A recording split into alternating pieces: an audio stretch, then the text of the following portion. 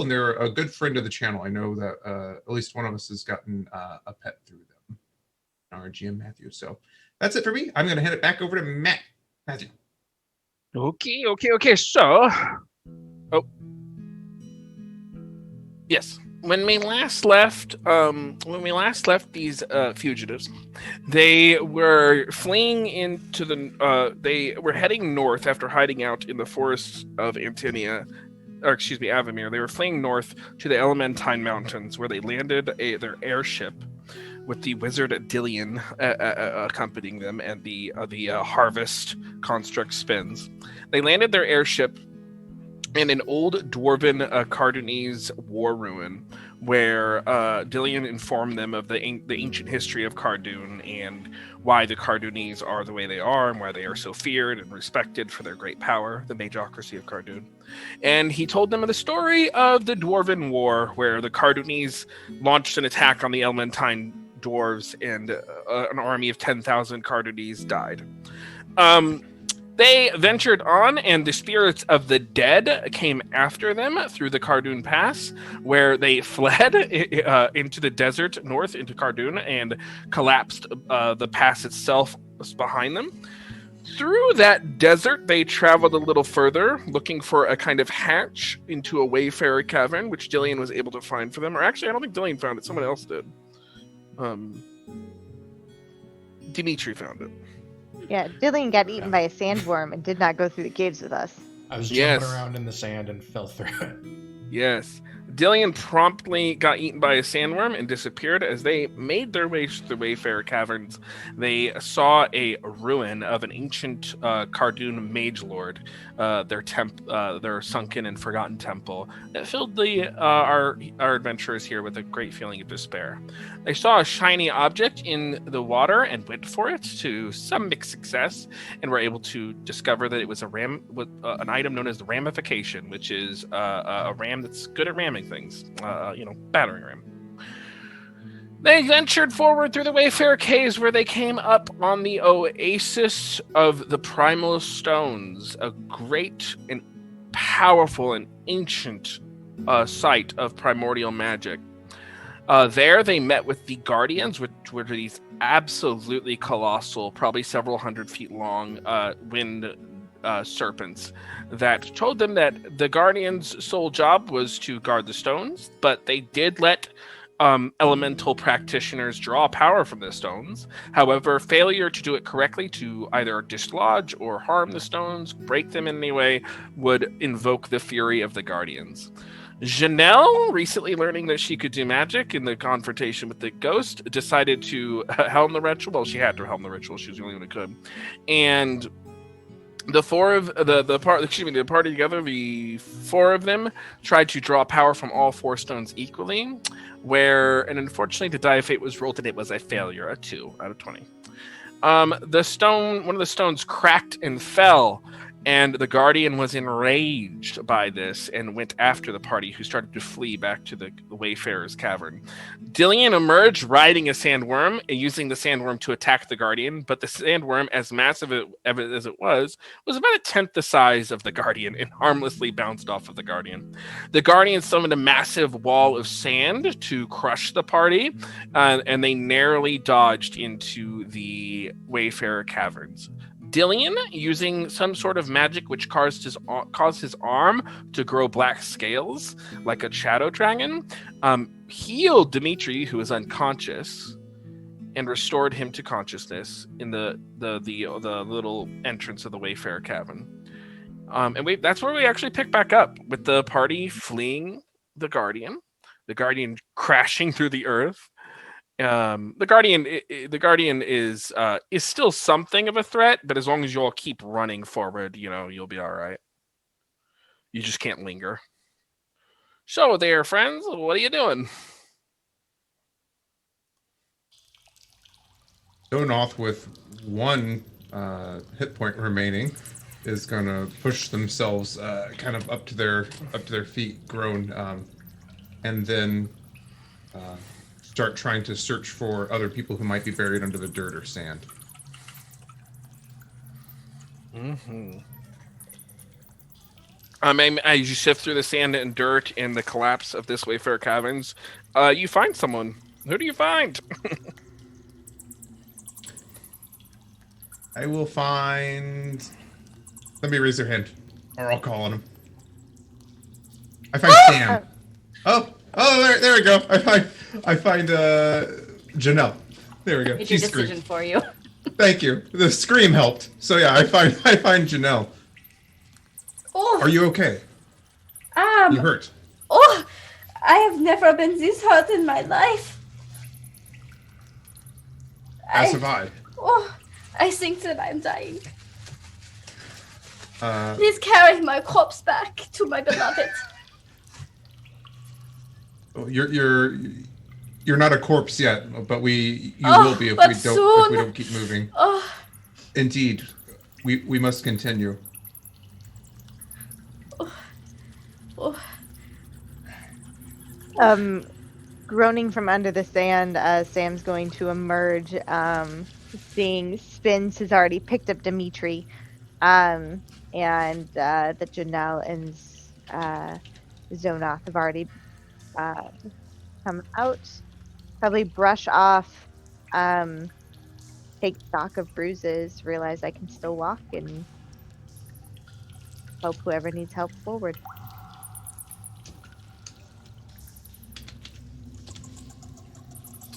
So Dimitri is already picked up by Spins. I think we established that one, right? Yeah. Yep. And so, Is it dark in here, or the stones or the crystal still kind of illuminating our path? Yeah, it's you can see a bit. The last time you all had cat eyes, which you could really see. You can see a bit in front of you. The stones do illuminate. They continue to ping pong. They do provide illumination. It's still like seeing, darkness with a bit of light, Gotcha.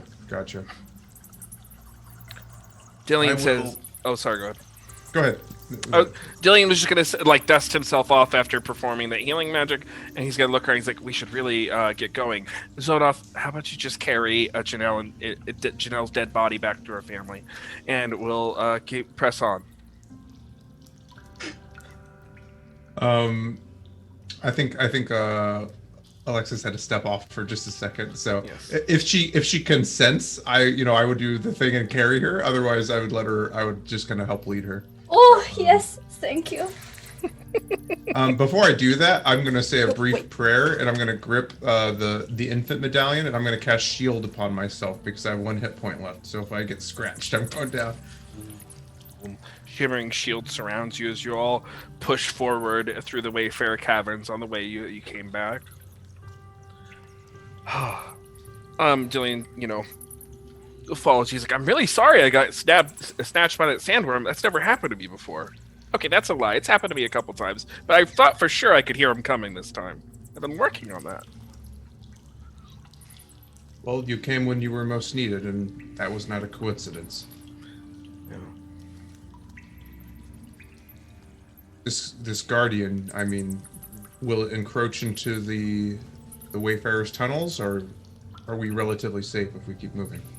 We're okay as long as we stay beneath the desert. The Guardians don't travel too much further beyond the primal stones. They have a pretty limited arrangement, shall we say, with the Kardunis. Well, really, with the dead primal elder gods. It's interesting that they continue to uphold their end of the bargain, seeing as one-sided as it remains. Yeah, they're kind of like the elements themselves. Stubborn, unchanging, yet chaotic. It makes sense. They can't control what they are or who they are. They merely exist. I'm glad that we survived.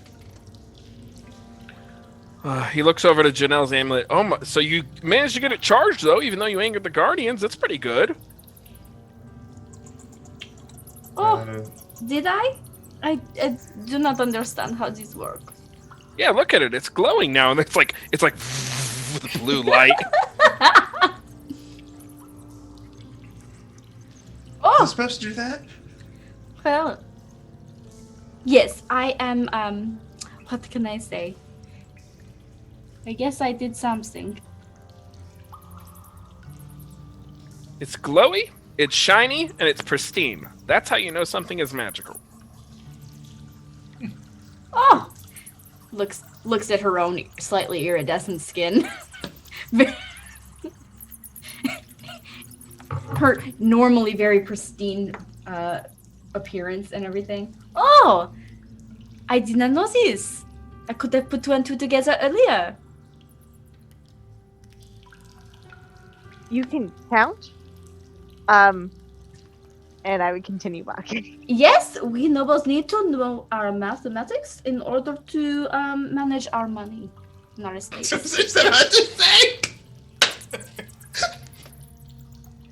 I'm quite good with numbers, yes.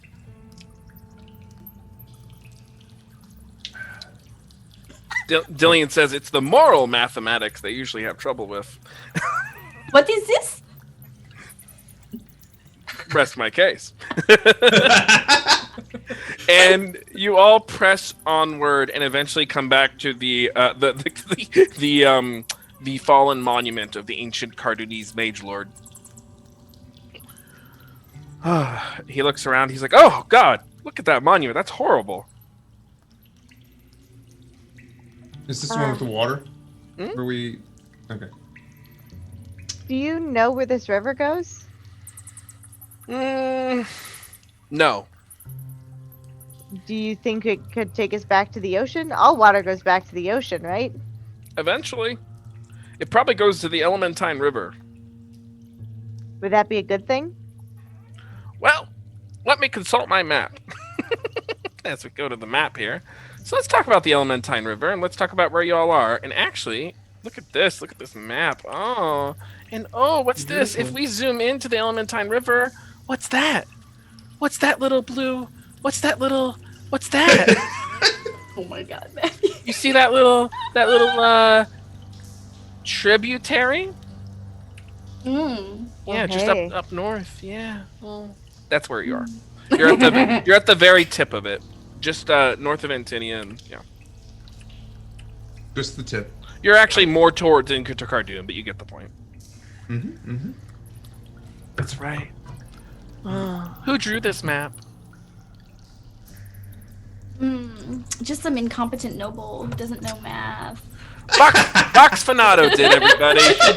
She drew me this map. She worked with my art illiterate self to put together something. I don't know what the terms are. I'm like, I want the mountains to be pointy. And she says, I got you.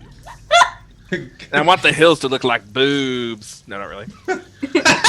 Yes, he's like, I would like this mountain range to tit breastedly downward. Yeah. So the areolas of the mountains. Oh God. You mean the peaks? No, the nipples. Yikes. God. And that's all on the internet forever. And here we You're are. welcome for this content. Emma's riveted, don't lie. That no one asked for. Oh I my mean- God. We did try to avoid having phallic mountains, and I think we succeeded. Anyway, how are we planning to get back to the ship? Well, Ignatius Califracius can fly it on his own. So all we have to do is find a safe spot in the surface and call for him, and he'll eventually pick us up. Okay, but nowhere in Kardun is safe. No, definitely not. We got to make it. We should probably take this river and make it through back to Avamir. So is there a tunnel that we could like along the top take the river, or is this like, because I imagine that this was a cavern with water coming all the way up and then like a walkway in the middle. It's the water does come up to where like you are at your feet, but then there's more cavern above, so it doesn't actually come all the way up once you like go into the cavern. Okay, so there's like, we could follow that river one way or the other on top of it, like Yep. in a boat. Yes. Is there a boat? There is a boat. Yes, there is. Yeah, I could have sworn. I thought somebody had like a magical boat. We have a tent and a can. Yeah, I have a tent and a can. Dillian has a magical boat. It's an Ooh. item in the thing. There's also actually, but there aside from Dillian's magical boat, there's just like a like bumping, just like kind of bumping up against the old ruins of the temple. There's a boat.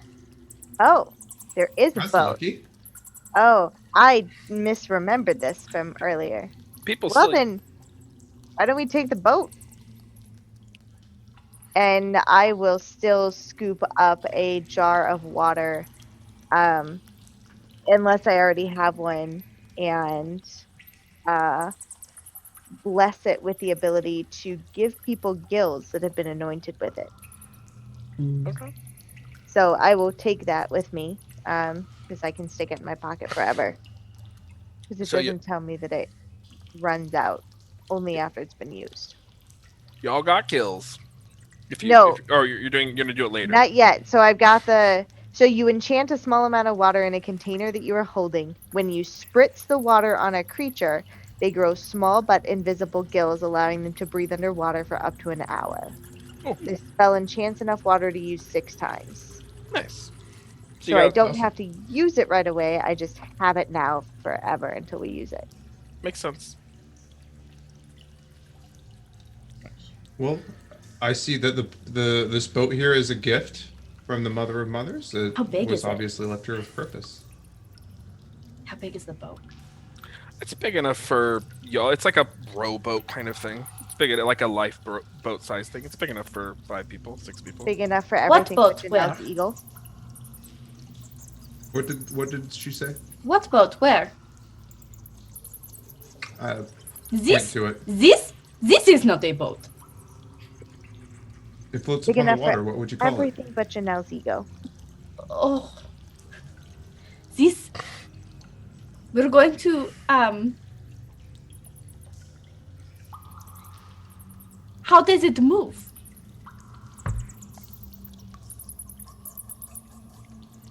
it? With the 2 things attached to your shoulders. No. You see the oars there? You do this motion with them. No. Yes. It'll be You cannot fine. be It looks serious. sturdy. I'll take a look. It looks sturdy. It's fine. We're like, no. Dillian pulls out another can and pops it, and it turns into a boat. He's like, "Now we have enough space for spins too." Perfect. Hops in the boat. I'll sit in the boat that was already there. I see it as a gift. So I'll kind of position myself at the oars, if that's a no I'll mind. go in whatever boat that Spins goes in.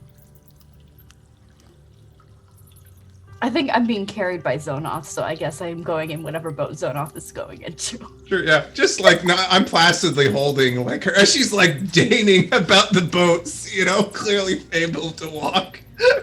Yeah. So Spins, Dillian, and Dimitri are in a boat, and then I guess Janelle, Sam, and Zonoth are in a boat. Beautiful. Unfortunately. Spins is pretty big, so he takes up a good chunk of space. Sam's and, nightmare. and the boats get, you start rowing. Spins does the rowing in Dillian's boat, and Dillian stands at the helm, one leg on the the point of the boat. Doing the whole Captain Morgan bit. Yep. Yep. The boats take off into the river, and the trickles of the cavern continue. Let's see. He said, "It's gonna be a bit till we get back in there. I mean, this is a pretty circuitous route. You might want to rest while you can in the boat." Makes I'll sense. take turns. I'll take turns with Zonoff so that we can both get equal amounts of rest. Janelle produces a fan from somewhere and starts fanning herself dramatically. Matthew, would this count as being in a safe, quiet place? It almost is. Okay. Dimitri, were I you will- saying something? No, I just probably sit in the boat and relax. Let Spins do the work unless he needs a break, but I doubt he needs a break. No, he doesn't get tired. He's a construct. It was very fortunate that this river was here. It's surprising that, well, earlier when we were in the cavern, I was overcome. And I'm saying this kind of across the way to Dillian. I was overcome with some feeling of I don't know, ennui or hopelessness. It seemed to be coming from the ruins themselves. Have you experienced this before? Oh yeah, all the time when I'm traveling, it's the sense of history. The wonder of the majesty of nature, but also when you see monuments, you have to contemplate where they are. If you know anything, if you have any sense of self-reflection, when you look at these things, your mind has to wander. I suppose if you were an airhead, it wouldn't really bother you, but we're all thoughtful people. To wonder about the history that has passed? And the lives lost.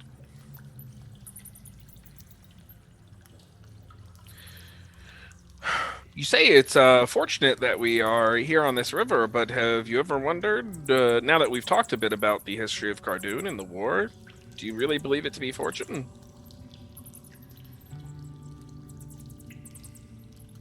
Was it placed here for malevolent reasons?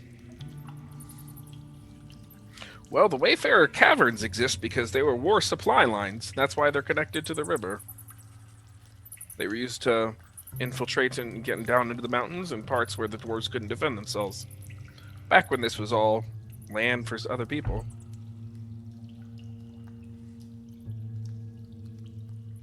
And yet, Also, years later, the river and the Wayfarer Caverns remain. yeah, because people keep fighting wars or smuggling goods.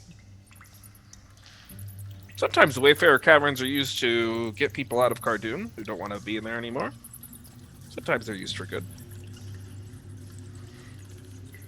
Well, Mother teaches us that in this world, nothing truly goes away until it teaches us what we need to know. Perhaps it will serve as a lesson for people like us.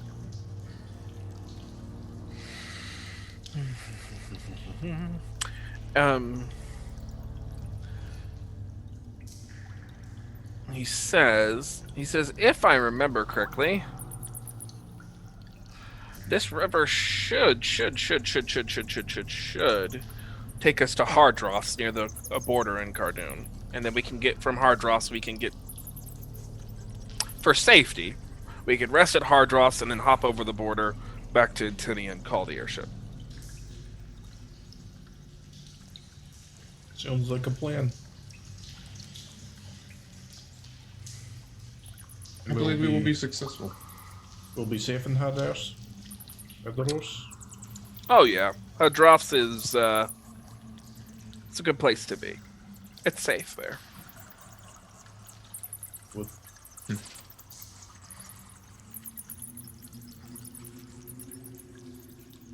How many times have you ventured through the Wayfarer tunnels?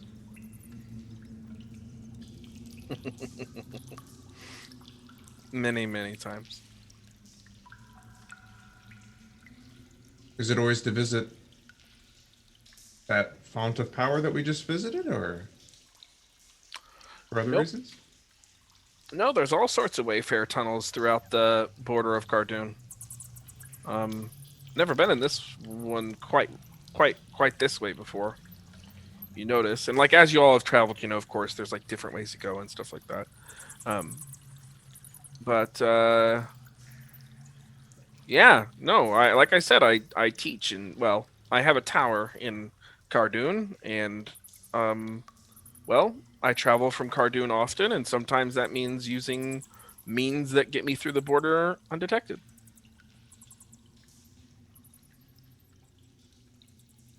Sometimes I just teleport, but teleportation, you can end up on the other side of the world if you don't do it right.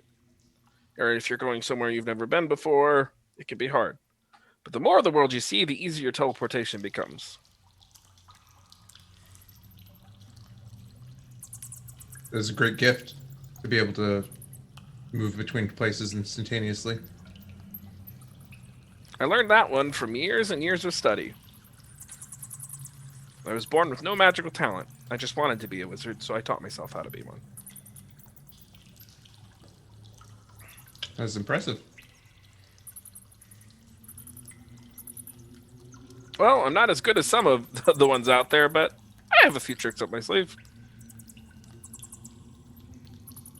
I'd say you're pretty good. One of the best wizards I've seen. I wish I was as strong as the Countess of Avamere. She is terrifying. Well, you're strong because of the work you put in, versus she's strong because of what she stole. So in a way, you are stronger. I hope that makes the difference when she's beating the crap out of me. About this contest of Afamir and how we are supposed to do something with this, and she just gestures towards the glowing gem.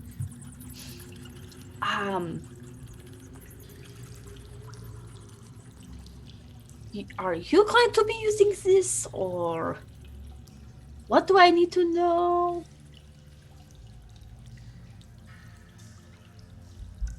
The power of the primal stones is like an elemental current that has been channeled into a spellbreaker's amulet, which is a powerful anti-magic device. Channeling the spellbreaker's amulet, you can use the elemental current to disable another elemental current, which is attached to the Countess herself. So you just kind of point it at her and go, ha! And a beam of light will shoot out and hit her, hopefully. Okay. And this will likely make her angry, yes? Well, it'll disable the heart that she's chained to her body, which will make her weaker. She'll still be one of the most powerful archmages in existence, but she'll no longer have the heart of a god chained to her. And that's something.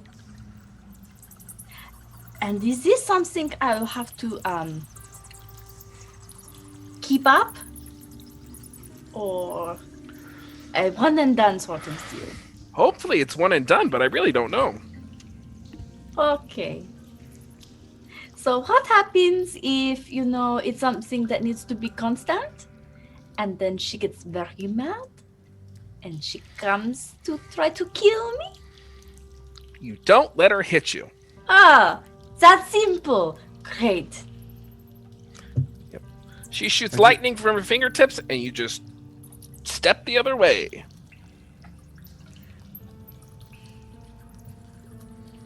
In these shoes?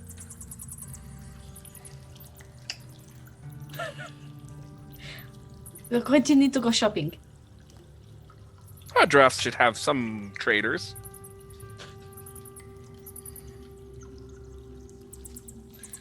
Well, and Oh. you will have the rest of us there.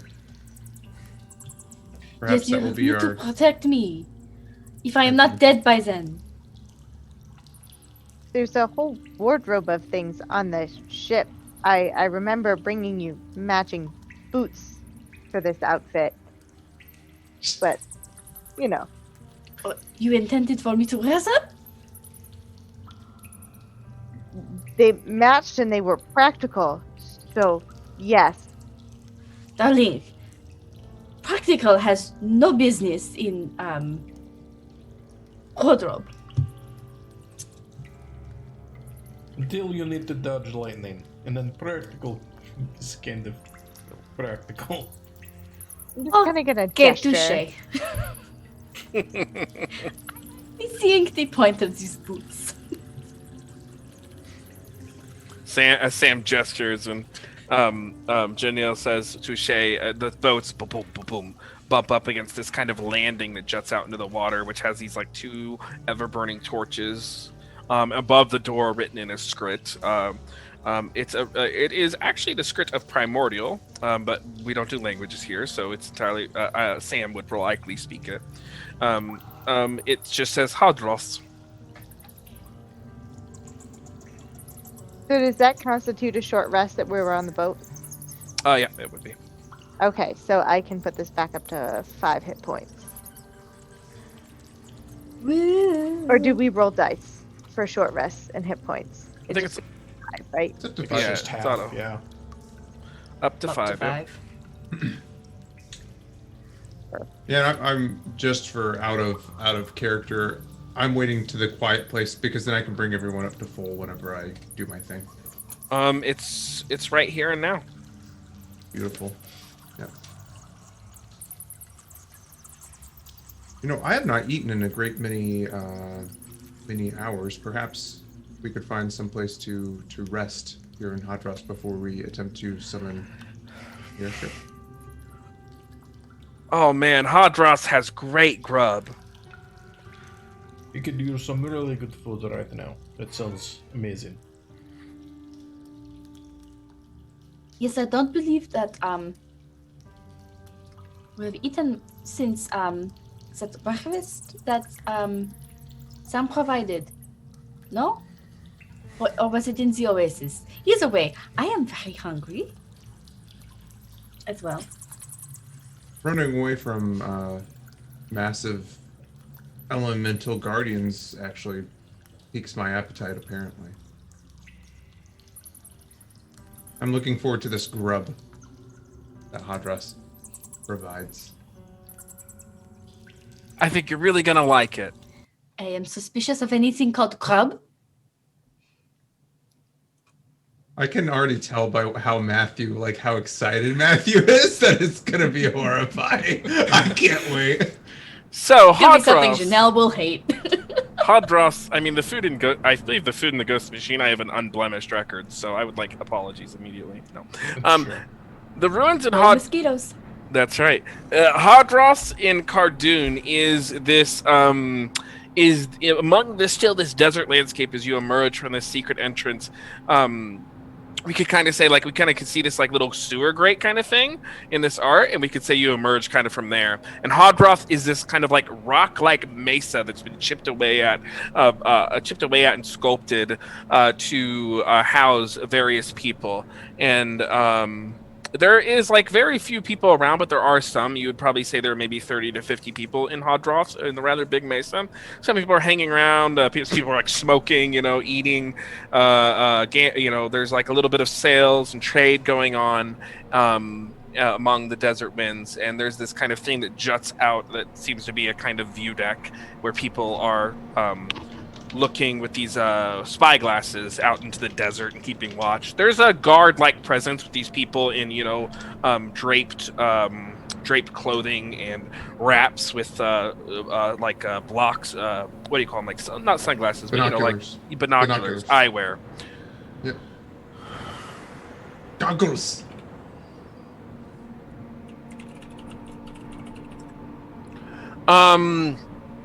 And yeah, you emerge from Hadros, and there are humans here. There are goblins. There are all sorts of people, and there are even people of Kardun descent, which are, for visual reference, like Gith Zerai and Gith Yankee. That's kind of what they look like. Those are Kardunese traditionally. I really like the art, by the way, that goes with this. Thank you. I believe this is a Thana Wong piece, but yeah, like I said, Thana Wong, Roman 3D, Grand Failure, and Dominic on Adobe Photostock. Good folks. They do good work. So yeah, you've arrived at Hadroth and can rest. You can shop a little if you want to get any, thematically, but this is a moment for you all to rest and do what you need to do. For me, the first order of business is getting some good food, this grub that Dillian has spoken of. What is the best place in Hadras, Dillian? What was that, Dimitri? What is the best place for food? Where do we Oh. go? Oh, it's only one place. All of this is Hadros. Oh. They have an inn. They have just about everything. In what I'm saying, what is the best restaurant here? Just one? There's only one? There's just the one. Okay. Hadros. Let's go, shall we? Step up into an inn, and y'all have a seat. And he's like, give us your best grub. and promptly delivered to you in first they're accompanied by these large mugs of some kind of either alcoholic or non-alcoholic beverage depending on your choice, and then on the plate are these very very large writhing bugs. Oh. Actual quite literal grubs. They God. writhe for a bit and then they settle and they're no longer moving as they are fried. Dillian picks one up. He's like, that's the stuff, and he puts his legs up on a table where no one's sitting, like on a place that no one's sitting. Now just leans over to Sam and says, do you have any more of that pocket bacon? So Liz hates everything happening here. Same, Alexis, same. Sam, on the other hand, you see her take a grub, but grab it from behind, like the very top of what would be considered like the head, break it in half, hand the head to Janelle, and go, all the nutrients are in the head. Not the nutrients of it all. Liz hates all of this. I want to see. I want to see. Listen. I want to see. Listen. Janelle and Sam roleplay this out for like 5 more minutes. But I'm imagining like sweets from Atlantis, like that animated movie. Yep. Yep. The grub actually tastes like kind of like lobster, like lobster with butter, and there's like a little dip with it, like a little butter dip. This is very good. As Dimitri just like dives right into it. Before Zonoth eats, he's actually gonna give a prayer of thanks to the Mother of Mothers for guiding him and the rest of his friends out of the clutches of the Guardians.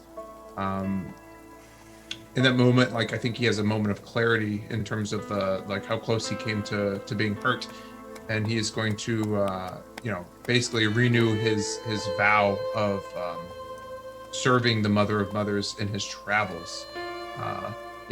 He just kind of sits there silently, like maybe whispering under his breath with his eyes closed.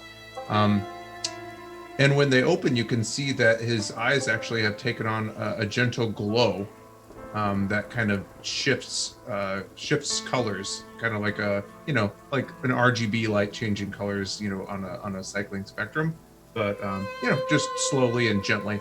And as his friends are eating their grubs and whatever food that they decide to eat, they're actually restored to full hit points.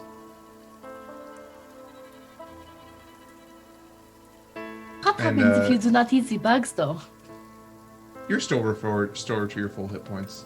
The Mother of Mother does not discriminate.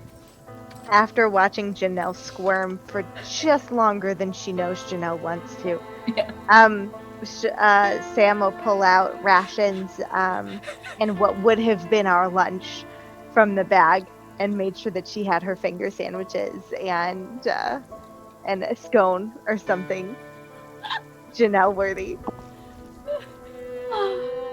Oh, thank you.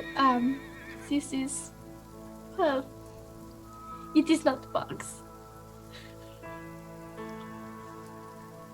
Sure is not. Zonoff will say, "When in Adroth's," and he will, start eating the grubs with no issue. As you'll sit and eat and enjoy what you can, you see there's this like someone shouts from across the room, "Dillian, you're here!" And a very large kind of semi-reptilian, Githyanki or Githzerai looking person with they're very androgynous, very very large frame, very muscular and large shoulders and arms with a pretty healthy belly and thick and muscular legs. They're dressed in the kind of like the desert like clothing with the flowing robes and stuff.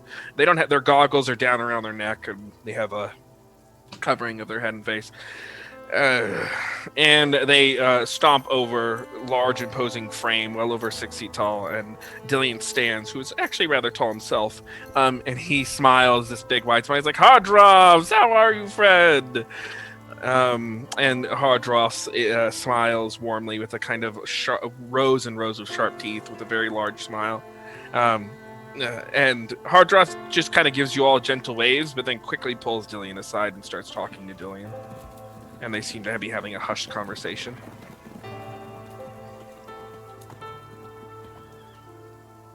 I believe that we have met the titular denizen of this small settlement.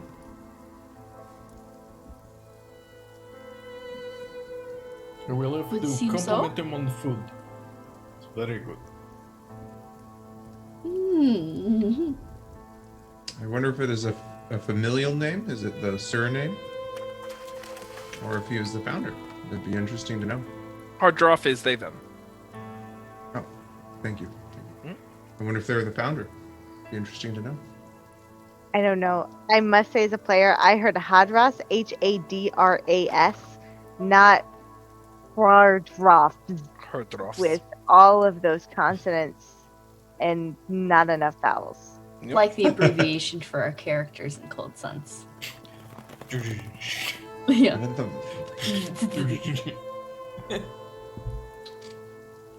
This is a very different land from where I grew up. Never seen so Tell much us sand. about your land. Well, I mean, it's varied, but I grew up on the coast.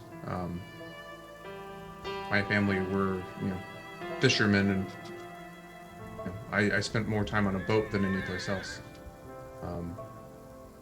But the mother of mothers had different plans for me, and I set sail from there many years ago. Hopefully one day I can return and lead a quiet life, but I'm content to be doing her good deeds out in the world at large. Much quieter life there, though. You've seen my grasslands. It's beautiful in its own right, although, Very different. right. Although when the wind blows just right, the grass resembles the sea. You can almost close your eyes and imagine that you're on a boat if you're being pulled in a wagon. It's beautiful. What about you two?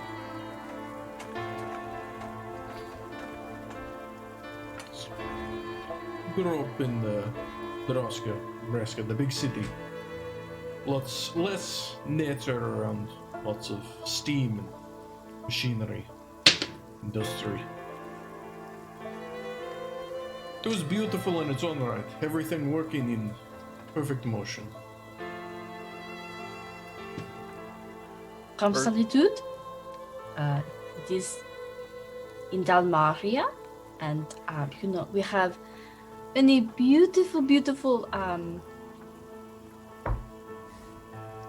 Alexis is blanking on the word. Monastery. Not shrines, monasteries. Very beautiful monasteries, and it is a quite beautiful and charming place.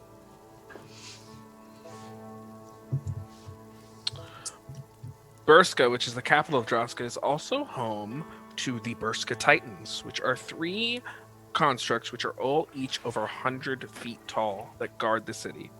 During the World War, the Great War, whenever the Athadian Empire pushed all the way to the borders of Burska and took over a good chunk of populated Droska, the 3 Titans emerged from the Uri Mountains and destroyed almost the entire Athadian army. And those 3 Titans lay dormant to this day, defending Burska, just by their mere presence. The knowledge of the Burska Titans, you all gain wonderment, and with all sharing these stories and talking to each other, you all gain 2 action points. Oh, nice. After you all share and commiserate and talk to each other and share your stories. Beautiful. Dillian returns with Hardross, And Herdros was like, so I didn't mean to be abrupt earlier. How are you doing? Welcome to Hardroth. I haven't seen your faces before. It's our first time traveling in the area. You have an impressive settlement, and I must say that the food is delicious. The grub is delicious. It's very good. We grow them right underneath the mesa itself. Pretty great. Marinate them, then fry them. Chanel stifles another gag. I'm Herdros. Dillian's already told me all your names. It's nice to meet you. Dillian's told me of the work you're all doing. I just, you're of course always welcome to Herdros, no matter what. I was curious. Are you indeed the founder of Hardross? Is it named after you, or is it after your family? He smiles. The magocracy of Kardun used to be a great and vast interwoven empire. A few centuries before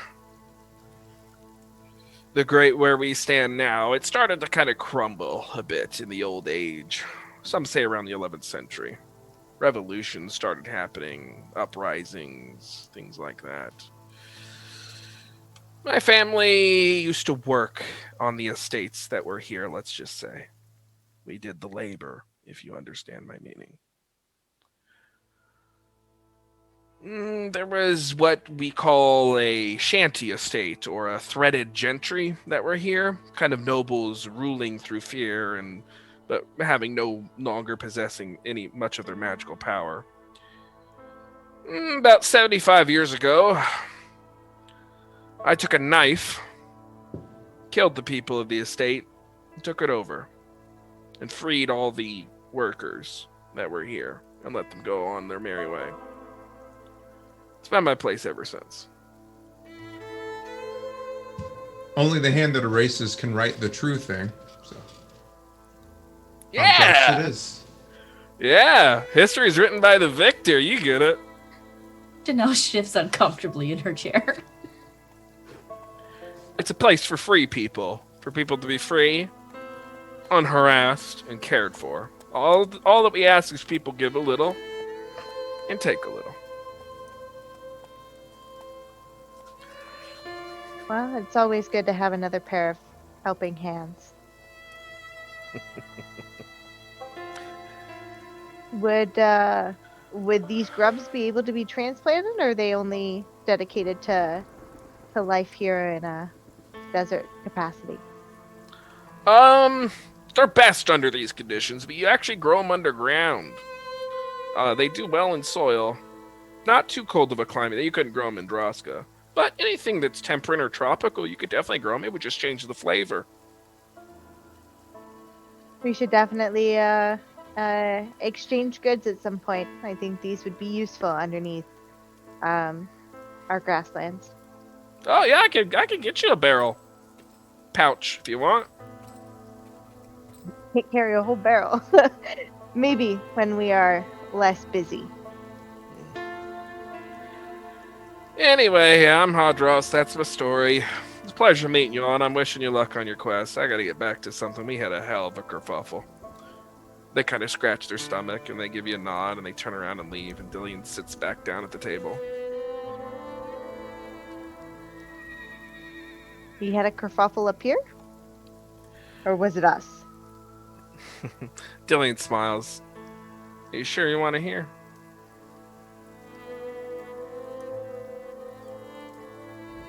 We're in it this far. Hardroth is something of a... He's something of a revolutionary coordinator. He sponsors uprisings all throughout Kardun. One of them didn't go so well, unfortunately.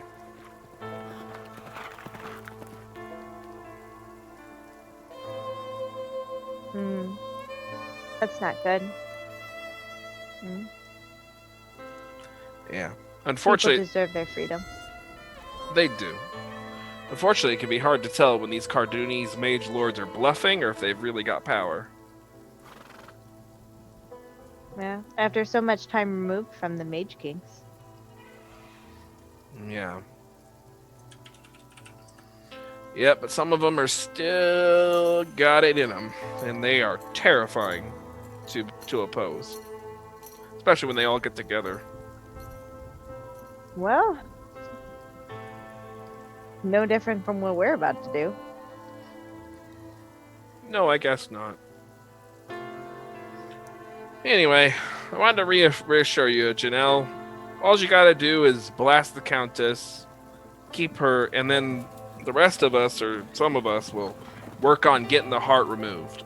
Once the heart is off of her body, our job is done. We don't have to do anything else to the Countess. We can leave. I'm not an assassin. That's someone else's job, and I don't think any of you are cut out for wet work either.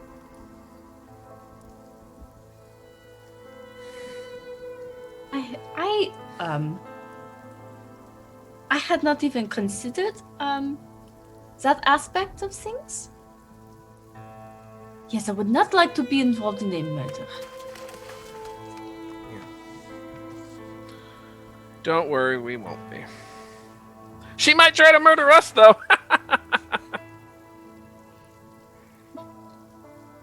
How lovely. How lovely. Cannot wait.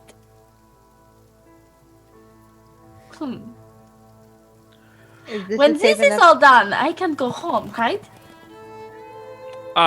You can go home now if you don't want to be caught up in all this. You're not a hostage, Janelle. I just assumed you wanted to be here.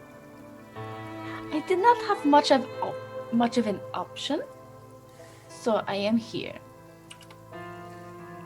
And I suppose if she really did something this vile, it is not a terrible thing for me to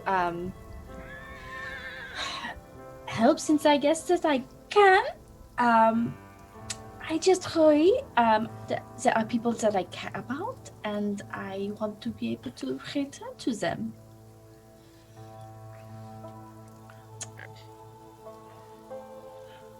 Well, it sounds like you've made a choice. If you change your mind, that's okay. We're at Hardross. Sleep on it, and if you wake up in the morning and decide you want to be smuggled over the border back to Dalmaria and act like nothing happened, we can do that. But it sounds like you made your choice, and it sounds like you made the right one. I think the expression is in for a penny, in for a pound. Yeah, you don't want to be accused of sedition and conspiracy and not follow through. What's the fun in that?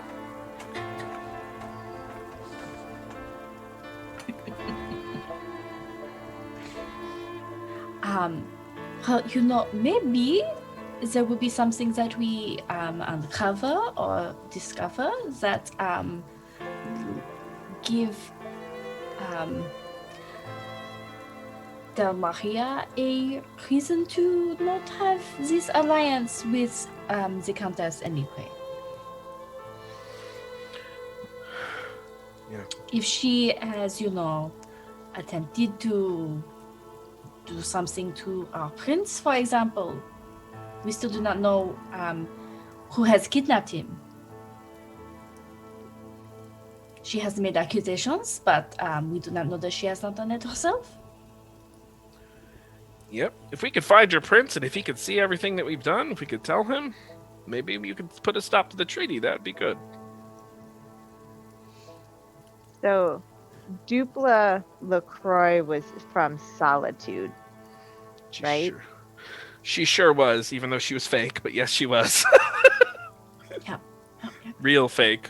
Deep fake. And did her death end up in the papers? It probably would have at some point. Major financier, dies at home. Gotcha. Yeah, what would Janelle know about her? That Dupla LaCroix lived in a town. I can't remember the name of that town. But she lived in a town, and that was where her estate was, and that she passed peacefully due to some sort of issue. at her estate. You know that she was a major financier and investor in Dalmaria, and people are sad that she's dead. But she was also a bit of a social gadfly. She mostly she spent a lot of time in Gish with people, so like she wasn't that well. She was well connected in Dalmaria, but not like she wasn't a socialite. Like people probably attended her funeral, and that was that. Are there like whisperings Of of anything more than like those surface details, the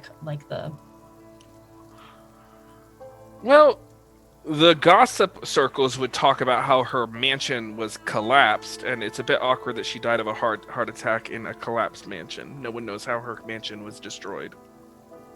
There it is. That's what I was looking for. Interesting. Fun. A mansion that was surprisingly bereft of any type of loot. Y'all got your cut eventually, you little shits. Which is, by the way, any 1 gold I ever gave you little assholes is 1 more than you deserve. Well, And not that Sam has like a board with red string attaching all of the news stories of the prism, but she would have like a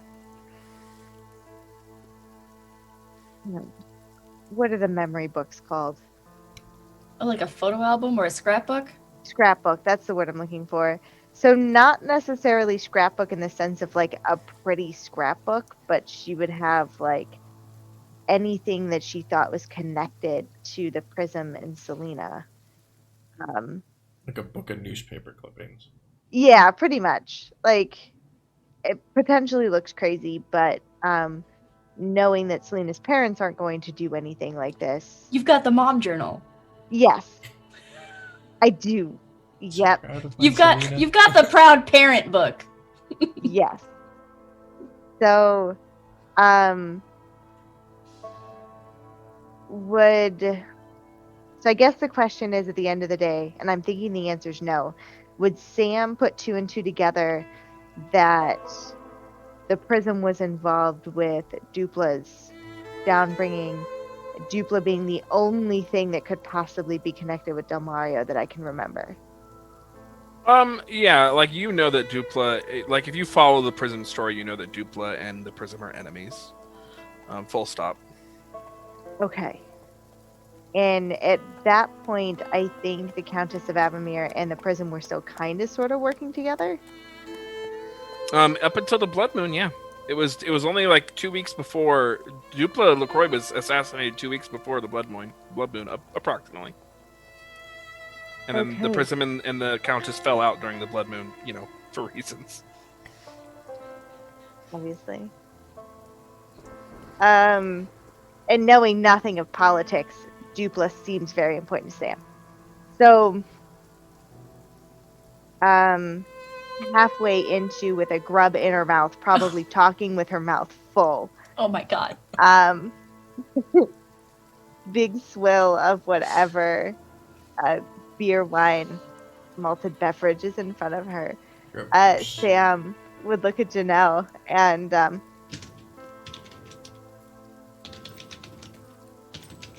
would the death of a financier, she seemed important, be enough to keep Dalmaria from working with Studiously looking away from your mouth. working with the Gish for anything? I'm sorry, what is your question? I'm a tiny bit distracted by...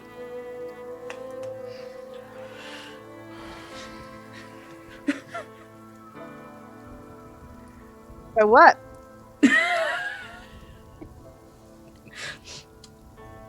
You're asking if what, Yeah. what exactly is Sam asking, Chanel? Sorry. Would the death of a financier be enough to keep Dalmaria from working with any of the Gish?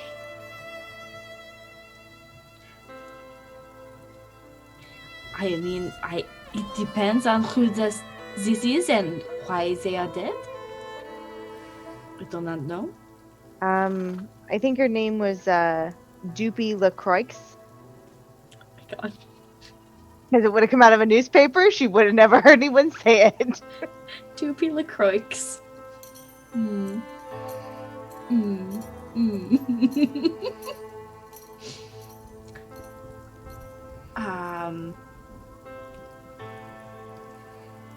Yes, I am familiar with this Dupla.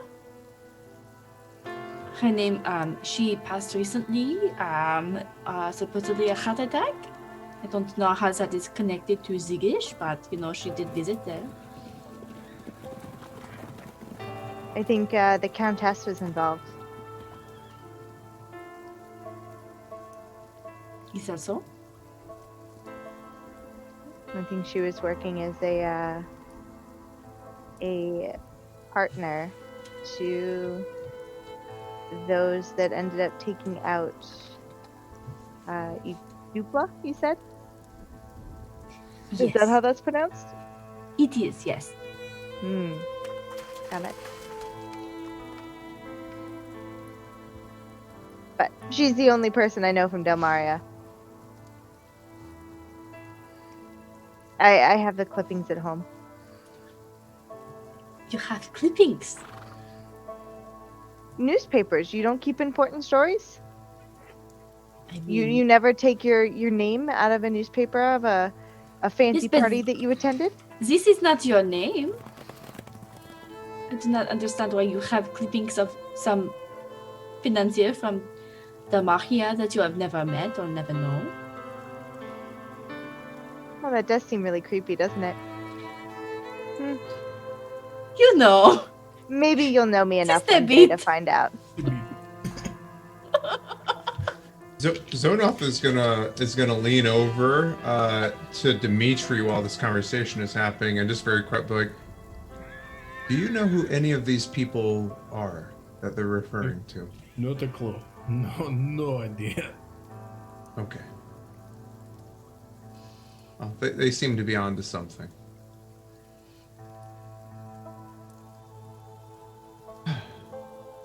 So our next move? That would be sleeping, says Dillian. Oh, I that could do would be with some good. sleeping. Hopefully the accommodations for sleeping are as wonderful as the food here in Hardroths. Yeah, they're pretty comfy. They're sand. I've never slept in sand before. Yep, big old thick blanket that has a bunch of sand in it. I hate the sand. It is coarse and it gets everywhere. Yeah, but it doesn't get anywhere because it's all wrapped in the blanket, so you're just kind of sleeping on a nice, surface. That is not how sand works. You ever take a nap on a beach? The sand gets everywhere. Yes. It's But like bees. what if the sand is contained? I'm I do actually not quite know looking how forward to this this. would. Picture a mattress full of sand. Like a waterbed full of sand. Delightful. Pretty comfy. Janelle, you'll see. Imagine If you say so. Imagine sheets of extremely high thread count with, and just can't get through. I'm very excited. You can see that, as excitable as he does get Zonoth, is actually smiling, is looking forward to the prospect of sleeping in a sand bed. Sand is very coarse. It would destroy sheets with a high thread count. Nah. Yes. Sand Come can be see it actually for quite yourself. smooth. Yeah. All will be revealed. I never once heard Dillian say the word sheets. I heard blanket, but I did not hear sheet. Jonath said, imagine high thread count sheets. And I said, this sand would destroy them. Taking it literally. You ever I think you never laid a blanket on sand before? I understand what you are saying. It's like a waterbed, but instead of water inside, it is sand. Yes. I am trepidatious. But it's not coarse because you're not laying directly on the sand. I understand this. I think. I guess. We will find out one way or the other. Well, I'm gonna go retire to my very comfy, completely deluxe sand bed, and I hope you all have a nice night. And Dillian walks off. Completely deluxe. Completely deluxe.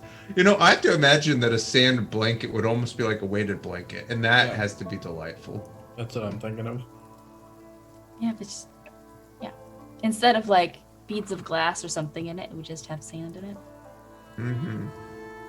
Which, surprise, surprise, that's all the glass is. Just really big sand. Imagine sleeping on a bed of Slightly Beanie melted Babies. sand.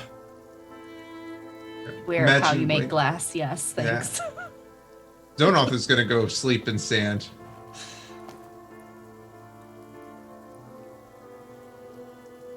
Okay. So, is there anything else anyone wishes to do before they go to bed? If Oof. there is a sunset to watch, and we have not missed it yet, I think Sam would like to watch the sunset over the mesa. Yeah. There's Before going to bed. Nothing beau- special, nothing magical, just sunset. Yeah, it's a beautiful sunset. Lots of oranges and reds. Eventually gives way to a cool moon in the sky.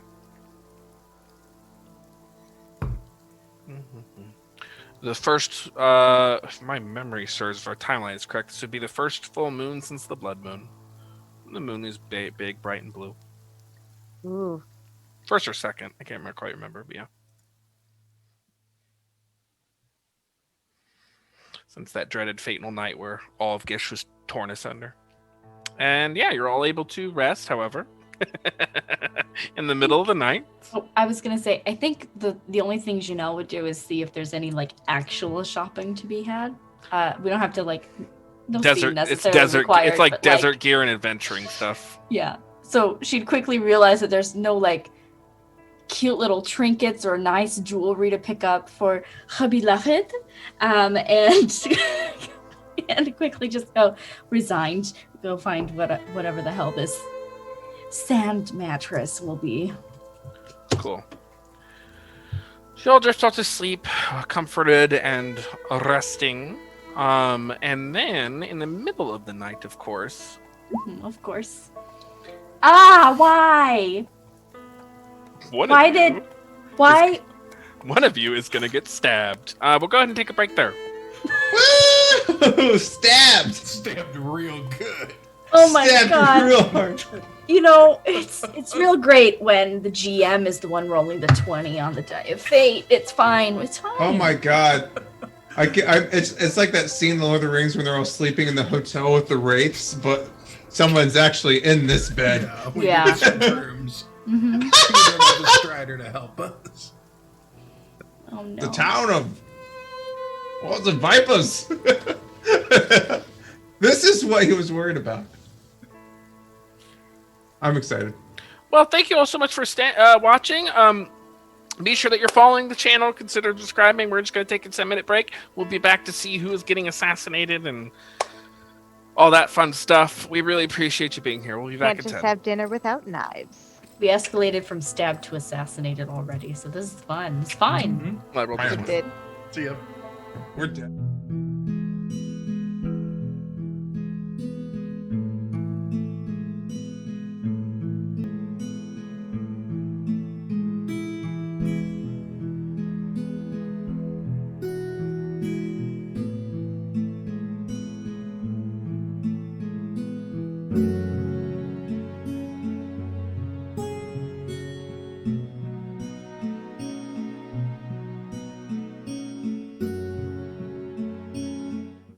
Okay, we are back, folks, with Tales from Gashari, as the wind calls.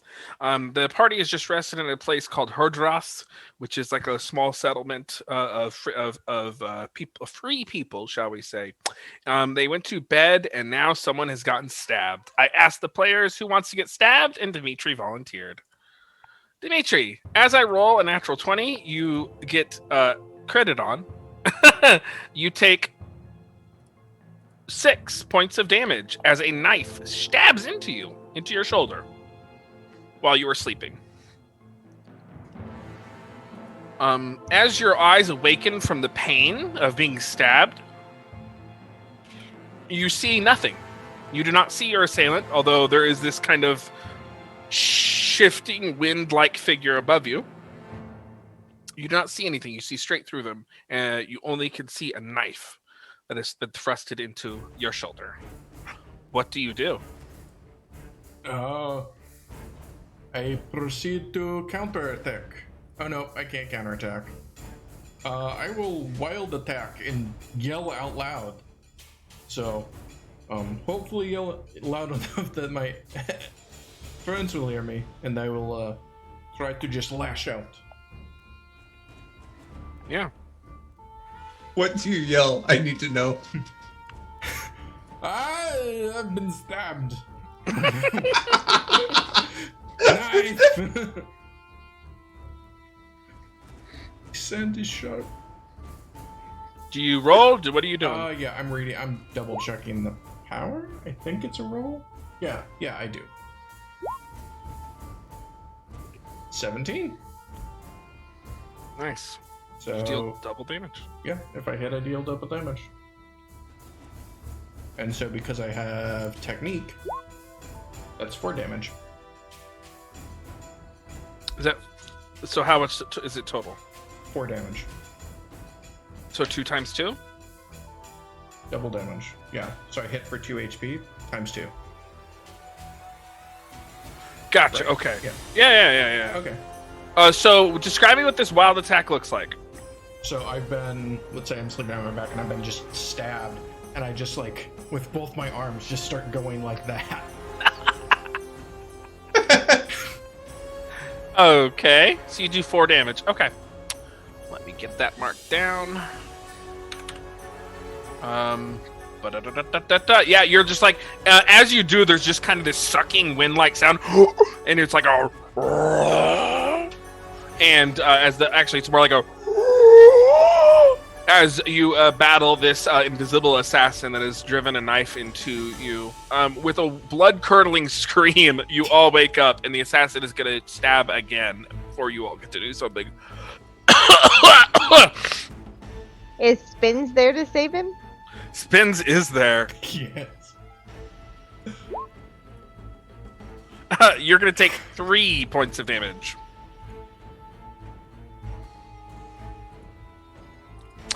As the assassin brings up another knife and stabs you on the opposite arm from your shoulder, you now have 2 daggers digging into you. Spins is like and goes colliding with the assassin in the air. Oh, misses. Oof. Missing the invisible assassin. Dimitri, you'll get to go, and the rest of the party can go. Alright, I'll try to roll out onto the floor of the bed, being careful not to land on the knives and drive them deeper. And then try to take another wild swing at where the sound came from. You can also pull the knives out of you and use them if you wanted. I could, but I'm just swinging right now. Okay. Nice. 13, so double damage again, so another 4. Successful. You slam into them now with like a bolt, like you're like whop whop, giving them whops, and you can like hear them go, and like your blows are having a serious effect on this invisible assassin. I'll just back up a bit, trying to get kind of closer to the door to make my way out, and kind of just trying to work one of the daggers out or tossing them to the ground if possible. And we can kind of picture that y'all rooms are like, somewhat next to each other. You're like in this kind of, corner suite kind of looking thing. But you have separate rooms and stuff. Hi, sweetheart. My widow pig is here. How'd she get to be a pig? Who let her inside? Hi. What are y'all doing the rest of the party? I have an idea. I would like to, if I can. Thank you, Sasha. She knocked the book off. Hello. I don't know if y'all can see, but Chase has a cat next to him. I don't think he can see her in frame, but she's there. She's a cutie. She's causing mischief. She causing mischief. I would like to use declare to like basically I had like a vision in my sleep perhaps of from Mother of Mothers of Dimitri getting stabbed. So I want to like basically burst in the room with my fiery with my sword and make an attack on this guy. It costs the AP cost is 0. I'll just roll it. So one of the reactions says I can immediately make a successful basic attack against a nearby foe. Nice. So I would choose to, just basically come in and without igniting my longsword, I would come in and get a slash off in on the creature, basically like with preternatural speed appearing through the door. Yeah. And I'll point like there. So you stop for just a briefest of moments. Go ahead. I'll just automatically hit, don't you? Yeah, it says I get a success. I make a successful basic attack. So How much damage do you do? 2. Okay. And for just the briefest of moments, you're like, and then Dimitri points and you see this kind of shifting wind-like figure. You slash out, kind of interposing yourself between you, the assassin, and Dimitri. Perfect. All right, sweet baby. It's not time yet. Go lay down. Who's going next? Do you have what you want to do, Janelle, or I can go? I think so. Okay. I'm waiting on a suggestion. You can go ahead. Got it. So I am just going to be very basic, and I am going to run down the hallway and start producing thorns out of my open palms and jettisoning them across the room into whatever it may hit, hopefully avoiding Dimitri and Zonov. And then I have to roll a dice because it didn't roll when I did the thing. Okay, I am successful at hitting something. It hits for 2. 2. Okay. So you shoot poisonous thorns in a straight line, and they dig into this invisible creature as you step into Dimitri's room. Okay. Janelle?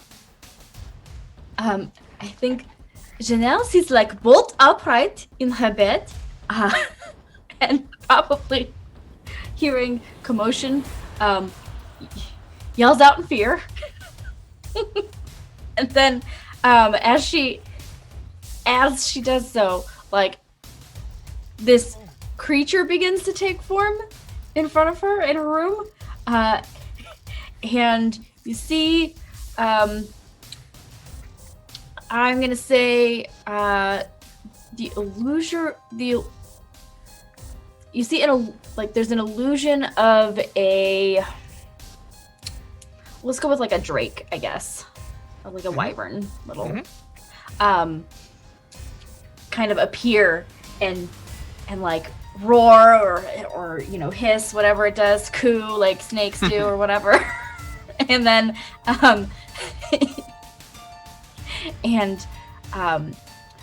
Janelle at first is like confused, scared, and then realizes that the drake is there because she summoned it and it's to protect her. So and then she says, yes, go see what the trouble is and like help my friends. Yeah.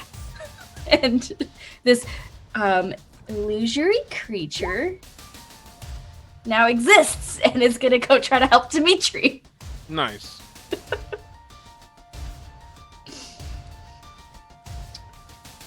So it will, I guess, attack whenever you feel like it's right for it to attack. I would say it would go in there and just attack the assassin that's in front of Dimitri. Okay. Want me to just roll a d20 for that? Yeah. A 10. Tough choice.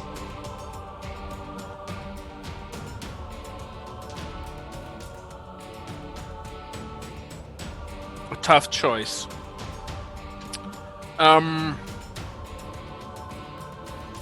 So yeah, okay. So here's the tough choice. You can definitely hit.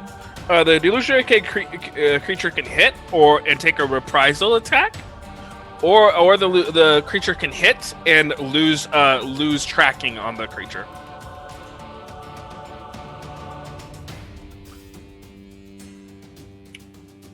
So, okay. Meaning it would be harder for it to attack it again, right? Yep. Okay.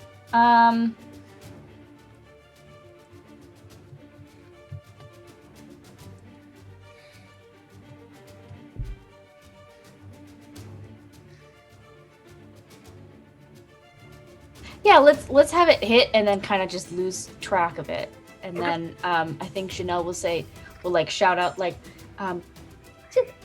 protect Dimitri. Okay. Yeah, the He's the creature one who shouted. digs into the airborne assassin, and it kind of wrenches out, and the air assassin just kind of floats away very quickly. Who would like to get stabbed? I do. Okay. Coalescing behind you is a secondary assassin that flips up 2 blades in another invisible air assassin and goes towards you to stab. I will intercept. Yes. What is that? Tell me what that looks like. A nearby NPC is about to attack someone. You may rush to intercept the attack. NPC makes the attack on me instead. And Okay. it's haunted. Well, you take 6 damage. Perfect. I'm down. So.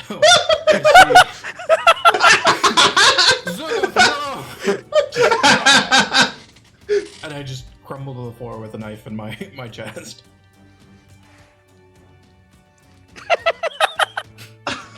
Jesus. It's happening again. I will sing. One second. There's still one more assassin. So that was the second assassin. The first assassin's gotta go. The first assassin, seeing one of its quarry disabled, it goes in, flying at you with both of its blades at you again, Zonoff. And is a catastrophe. Smashes into the wall behind you, completely missing you. I think as you just kind of hurl it over, it smashes into the wall and takes 2 damage. Gotcha. Seeing my friend Dimitri go down, you can see the Zonoff's eyes that have been kind of cycling through soothing colors ever since dinner. They blazon a bright red. Zonoff lifts his longsword into the air, and it erupts into a reddish flame as I activate my Lawbringer action, and I'm going to let out a roar and swing it down on the one that just hurt Dimitri. Mm-hmm. So I'm going to roll a d20. Oh, my bad. The one that you just tossed into the wall actually was destroyed. It dissipates. Oh, okay. And is destroyed. But you can still attack. You're still attacking the correct one. I just forgot that they're out of HP. I failed. I rolled a 2. Okay. So, yeah, with the erupting flame as it misses the creature. Yeah. Let me check something. Let me just check something real quick here. Okay, make sure I'm doing this correctly.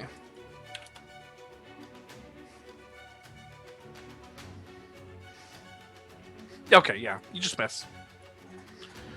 Got it.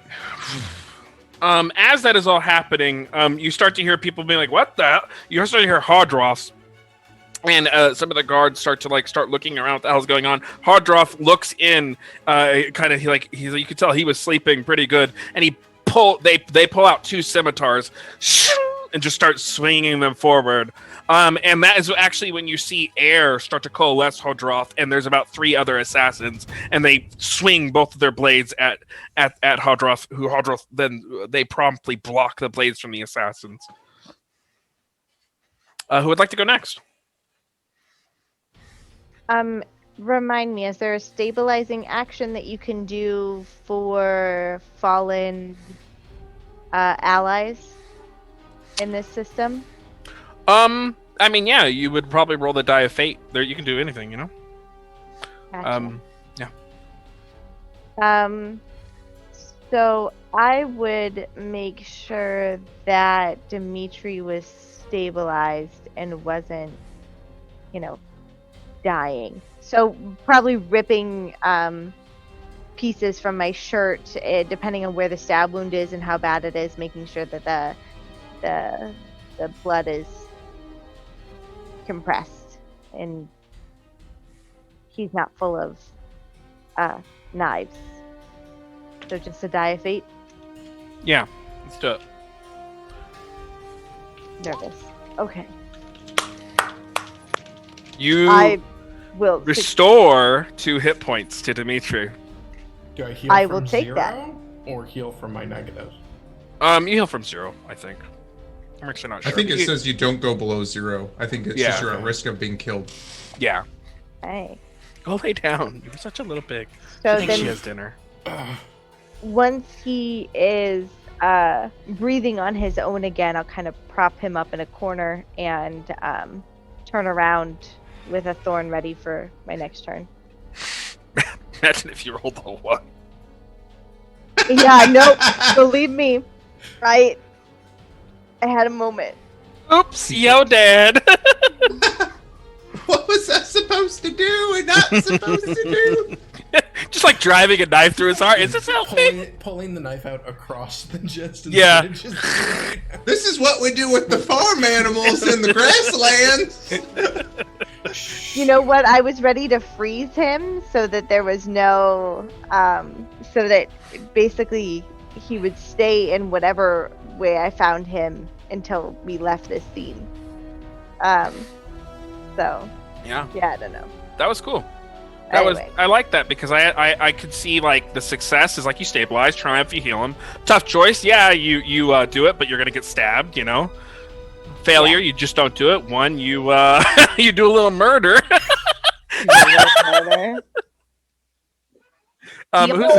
Who's next? The old the old manslaughter. I guess I can go. The Drake is supposed to just protect Dmitri, so I guess it has like defensive stance in front of him. And then I think Janelle will kind of very, very cautiously, like wide-eyed, looking around, kind of peek her head out into the hallway and just sort of see if there's anything nearby. Does the Drake speak with a French accent? It's a very bad French accent. I forgot it was in the room. Otherwise, I probably would have shot it. And if there's a nearby creature? There is. Okay. It lost track of the one, but that one's dead, so it can turn around to the other one. I mean, a nearby creature for me to do something with, because right now I just have the Drake trying to protect. Yeah, you're in your room. You don't see a nearby creature. Well, I said I peek my head out into the hallway, and I'm asking if I see anything there, or if I'm yeah. aware of commotion, that kind of thing. Yeah, you see Hodroth battling some assassins. Okay. And it would be considered nearby, yes? Yeah. I'm doing this. I'm gonna use Phantom Menace. So, read the mind of a nearby NPC, produce an illusion of a creature they find extremely irritating. Only you and the target of the spell can see and hear the illusion. For the next 10 minutes, it will relentlessly mock and taunt the target, provoking their full attention. Nice. You would summon an image of a half giant, a Goliath. Okay. Nice. It begins to taunt the creature, the invisible assassin, who then directs its attention. Yep. Cool. You can't hit me. You guys are watching the best Star Wars movie. Lasts for 2 hours and 16 minutes. I love it when Darth Maul is like, "I am the Phantom Menace" in that movie. That was the best part. Yeah, the titular line. Yeah. Pretty good. Like 20 minutes in. That's the part that this invisible assassin is seeing right now. Right. Dimitri, I think you can act. You're up. All right. Thank you. Leave my friends alone, and I'll just jump up and just start wild attacking the thing again.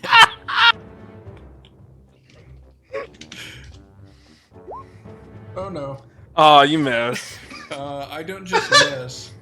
It. Oh. So on a 2 to 5, I miss, and all enemies within reach may counterattack you immediately.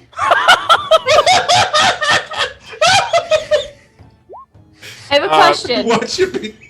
Yes. Since the Drake is supposed to be protecting Dimitri, can the Drake take one of those hits or something? Nope, not unless its ability explicitly stated, like you intervene on counterattacks. Guarding is like a narrative direction, right? Anyway, it misses either way. So. Oh, okay. So does counterattack work in this situation? What does counterattack say? When an enemy within reach rolls a tough choice or worse on a basic attack against you, you can parry their attack and take no damage. If they roll a failure or worse, you may also immediately roll the die to make a basic attack on them. Sure. Beautiful. So that's a hit. So 2 points of damage. So, like, you make this wild stumbling effort, like, and then it goes to attack you, but then you, like, spin around and catch the blade, and, like, reverse it and stab it in the stomach with its own thing. Nice. Is it? I do believe the assassin is going to go. Yeah, they are. Okay. The assassin, I believe, is going to go. Is Spins just a danger to everybody in the room? Spins? No. Yeah. I just imagine spinning in the room, just with their arms He out. knows nothing but whirlwind. Spins is actually going to go. That's actually a good reminder. Spins misses. Oh, no, Spins got a tough choice. You see the assassin stab Spins, but at the same time, Spins clocks the assassin. And then the assassin pulls the dagger out of Spins and throws him in opposite directions, and they start to zigzag and ping pong off of the room, and they just start flying. Zonoth and Sam, you will both take 2 damage from these ping ponging knives. Gotcha. In the middle room, you see Hardroth starts doing like this spinning thing with their 2 scimitars, and they're like making mincemeat out of the assassins. Dillian comes into the room, and he's like, "Oh my god, this is a mess!" And he conjures this like spinning ball of prismatic energy and rainbow colors, and he throws it. As it does, it just ping pongs between the assassins that are attacking Hardroth and is taking chunks out of them. Who wants to do something? I think I would go. And one thing to clarify, Matthew, I'd cast Shield before, and the text says it lasts until you take 3 or more points of damage. So is it reasonable that it would still be up? Yeah. So you see the dagger bounce off of me, as the blue energy shield pops up around me, and I'm gonna try to like parry up with the flaming sword at it, this blazing sword. Nice. Stay away from my friends. 7. It's a tough choice. Okay, you can hit. You will hit. You can either take automatic damage or be disarmed. I'll take the damage. Okay, you take 3 points of damage in the counterattack. Got it. How much damage do you do? I do 3 points of damage. Okay. Assassin. So yeah, Good. Perfect. My shield goes down as I like basically allow myself to be hit in order to get the hit on with my blade.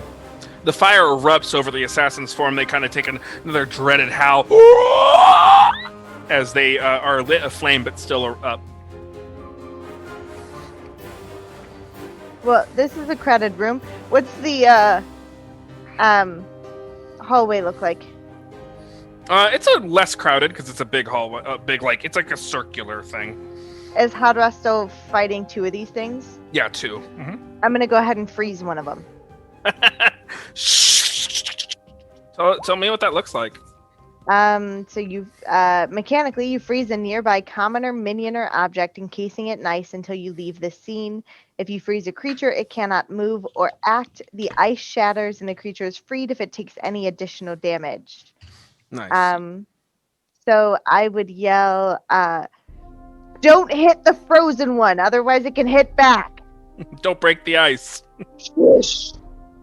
Nice. The freezing is just like instant as the thing is caught midair, and you can see the outline of these creatures. They kind of look like just like this howling ghost almost, but they're not technically undead.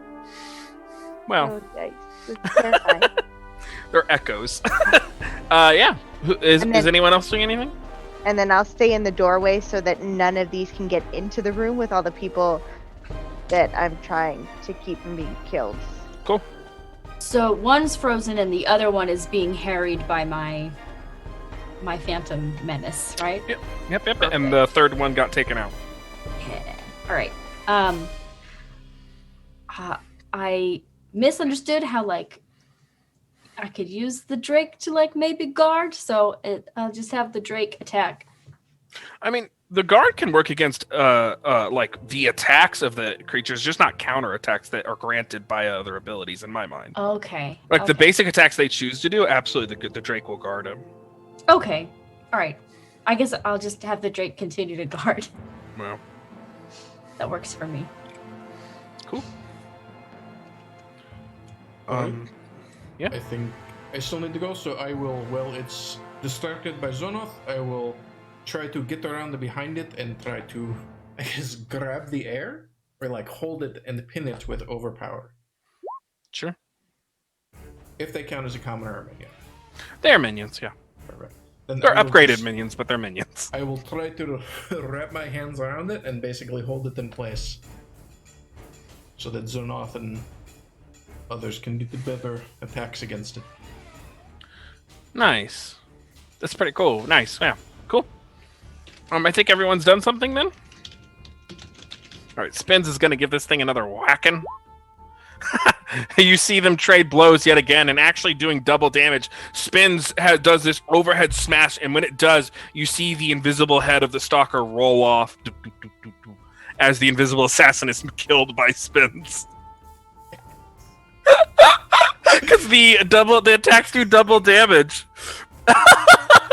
And when that happens, the creature like breaks apart and kind of buffets Spins backwards, and they tumble and fall. And they stand back up. Hodroff continues to spin and cuts the one that's being distracted down, and Dillion sends another ball of light towards the one that's frozen that shatters it into 1,000 pieces. And a quiet calm falls over to Hodroth. As the Countess assassins have been defeated.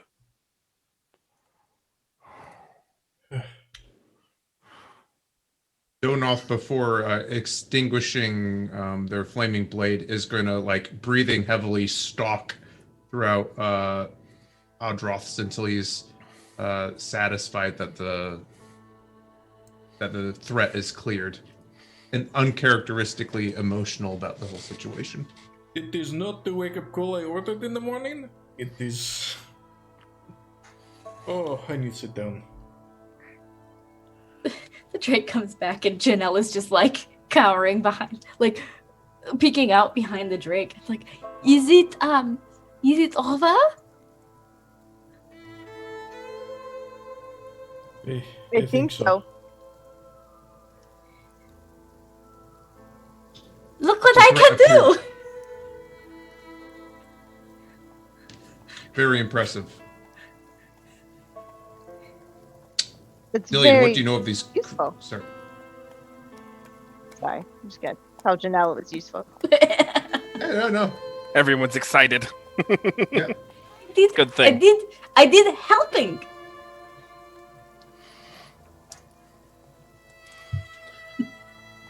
You can see Zonoth trying to recenter themselves. At first, like, he kind of like snapped over at Dillion, saying like, "Who sent these creatures?" or like, "What were these creatures?" Then you can see he realizes in the moment that he just kind of like yelled across the thing, and he kind of stops and extinguishes the blade that he still had lit and puts it into his belt and kind of centers himself. That was very close.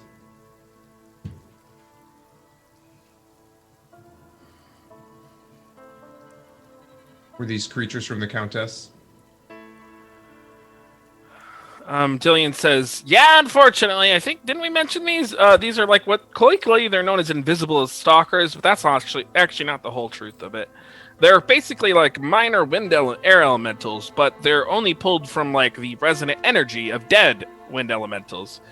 Air elementals brought back and given form on a quest for and a hunger for vengeance. That vengeance is then redirected at the casters or the summoner's will, giving them their quarry. They can sense you to the ends of the earth. You can literally not hide from them. That is disturbing. Yep. They're a personal favorite among the Countess of Avamere. She's used them a lot. She has a small army of them. We are not safe until we have ended her reign of terror. They definitely peck with the wallop. I think I'm a little tired now. From all the blood loss. I've never been that good at healing before. I just was gonna keep you breathing, but here you are with a stabby fist. Thank you. It could have ended much worse. Oh. That I'll turn to Janelle. You summoned the scaled creature, the drake? Think so? It came in defense of Dimitri, I would assume so. It worked! Excellent. 24 hours ago, you didn't even realize you were a magic user, and now you're summoning, phantasmal creatures. Incredible.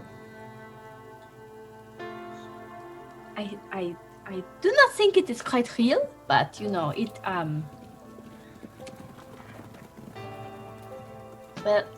it helped, I think, and it made me feel safer now, so that is good.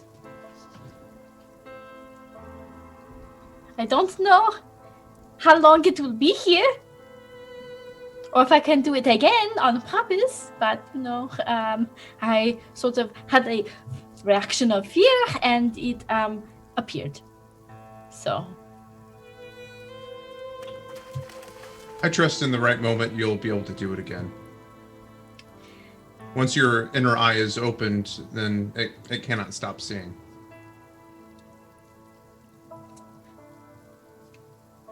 let's hope so. Yes, that. Okay. If there's to be no more discussion, I think I need to go meditate on what has just happened. If you'll excuse me. And so not to enter this room.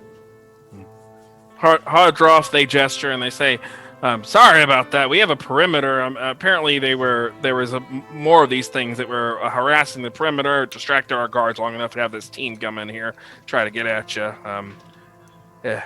Life on the frontier. But well, I'm glad you all survived. You hand yourselves in a fight, and we took care of the rest of them. So fair's fair. Get some rest, and we'll amp up. We'll get some of the guards out of rotation and make sure we're protecting the damn place. Okay.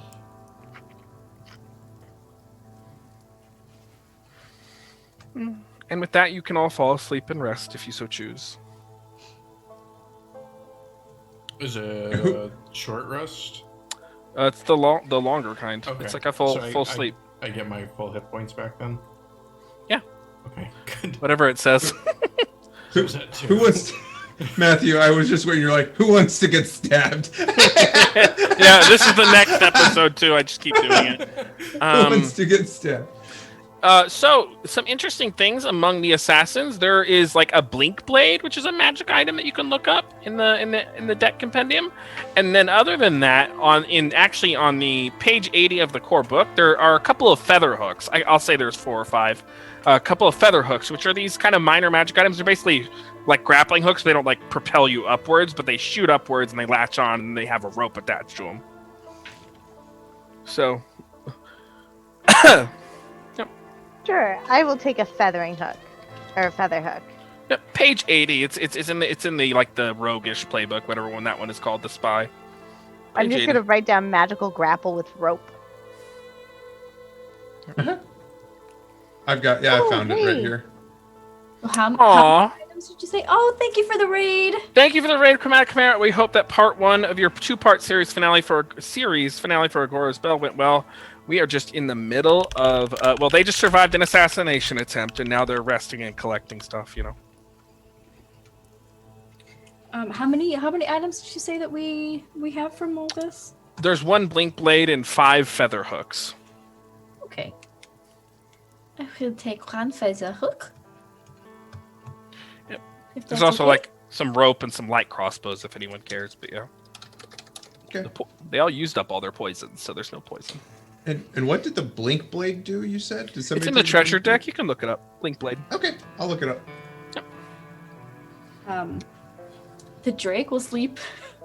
Drake lasts a full day, Yeah, so it'll sleep on, like, at the foot of Chanel's bed, guarding you. protecting her. Yeah, Nice. So if anyone did try to stab you now, they would attack the Drake instead. that's right. And then I guess she wakes up and she realizes it's still there. It's like, oh, you are still here. Okay. Well, time for breakfast. That's cute. The blink blade, by the way, folks, it teleports to your hand when you speak an incantation if it's nearby. How much does it do as a blade? Does it say?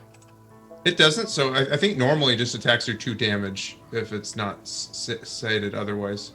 Are you sure? Because I'm gonna ridicule you if I look it up. I think so. Okay, it does 2 damage. Yep. In the upper right, that red 2. That's how much damage. Oh, that's it what does. that means? Yep. Oh, okay. Gotcha. Thank you. You're welcome. Does anyone want the blink blade? Cool. I'll take the blink blade. I use the longsword. Yeah, basically you can summon it to you. Completing that. Oh my gosh. It completes the Jedi fantasy. Ah! Yes, it does. Thanks, Daddy. You know what's amazing? I think I've now been called Daddy like in all the shows that I run on this channel. Because they've said it on Goon Saloon. Now they've said it here. Yep. Okay. This can't be the first time someone's called you either daddy or zaddy in this. Oh, yeah, in this, yes. I mean, in Tales of Gishari, perhaps, but not from this group in Gishari in general. Chiz regularly calls you daddy or zaddy, so Liz, I've been called Daddy many times in my life. that's right. And this is the inappropriate time to be like, well, me too. Yes! Yes. Perfection.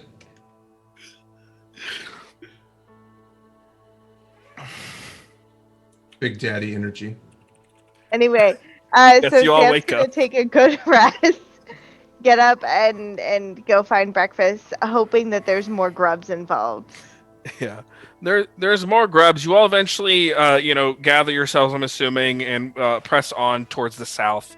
You take the river. Go back into the river. You take the river the rest of the way and come out on the grasslands of Avamir, and the airship eventually, eventually flies down with Ignatius Califracius, the fire elemental. As you arrive back, oh, I missed the music cue. Hold on. As you arrive back on the windswept plains of Avamir, the storm warden comes down the massive airship and beckons you to it. It's like, you know what? I may have gotten eaten by a sandworm. We may be on the run from one of the most powerful archmages ever alive. And the guardians of some of the most powerful creatures in the earth, known as the guardians, the primal stone, may hate our guts. And we may have been almost assassinated last night, but I think this journey has been pretty great, don't you? I'm probably beating Zonath to it. It's all about the friends you make along the way. I like the sound of that. Zonoth just kind of inclines their head and says, "A fitting proverb." He's been an experience, to say the least. Yes, that. I would agree. As you all board the airship, it takes off into the skies towards the city of Antinia. There seems to be a kind of Actually, hold on. Actually, wait. No. Yeah, this is what we'll do. Hold on, let me think. Who wants to get stabbed? Tilt the other way, Matthew. Yeah. Oh, yeah. Thank you. I have my camera Yes. pushed over, so it's not as natural now. Yeah. Which one do I want to do? Which one is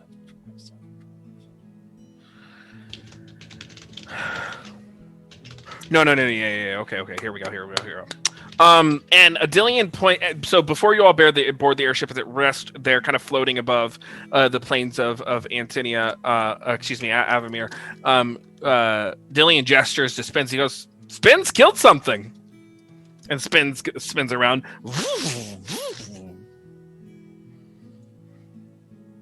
He protected us. He dead. Is that significant for a creature such as Spins? Well, they were built to harvest grains in the grasslands, not to fight off assassins. But it's kind of funny because they're so big and menacing. They were also used to like scare, wildlife, just to kind of, they're literally, that's why colloquially they're called scarecrows. They just kind of scare things away. But they're actually not built for fighting. They're just built for grain hauling. But when you think about it, cutting a scythe, cutting down a stalk of wheat, cutting off someone's head, it's kind of all the same motion. It seems to have become quite enamored with our friend Dimitri here. Saw him in danger, I'm sure that it came to his aid. Yep. There sure is a powerful curse on Spins too, which is a bit interesting. I'm sorry, you are what? What the kind of curse? Is there a way to fix it? Oh yeah, I could fix it. What do you mean, a curse? Someone cursed him. She just gestures over to it. Can't you see it, Janelle? Look harder. I'm looking very hard. I want you to roll the die of fate. And yeah, we could talk about I don't have the ability that lets me see magic shit, so 8. 8. That's a tough choice. You will be able to see these. So here's how this is going to work. You can see this curse, and for the next 24 hours, you will see all curses and be able to see magic, but you won't be able to turn it off. Oh my god. Oh, so you can see the curse in Zonoth too? Yeah, that's what I was thinking. Oh my god. No. Even when you close your eyes. I think we'll do that. Okay. let's throw it all at Janelle all at once. So you're like She looking didn't know really. She couldn't do any magic. She didn't know she could do any magic, and now here we are. So you're like looking really hard, like trying to strain your eyeball, like the vein in your head, and then it's like, and you see the curse on Spins, and you see the curse on Zonoth as well. You are both cursed. Mine was more of a gift to protect me. You know that you are cursed? Well, of course, was it Broodwitch? Briarwitch. The Dread Witch Dread of Witch. Amon's Dread Witch. Vool. Dread Witch of Almansville. I lost my tab. The Dread Witch protected me. She knew that I would be encountering the Countess and thought it would be helpful. Oh. That's what the Guardian was talking about earlier when we were in there negotiating. Okay. So what is this curse that I see on Spins? What does it mean that she can see it? You just know there's a curse there. You don't know what it is. Oh.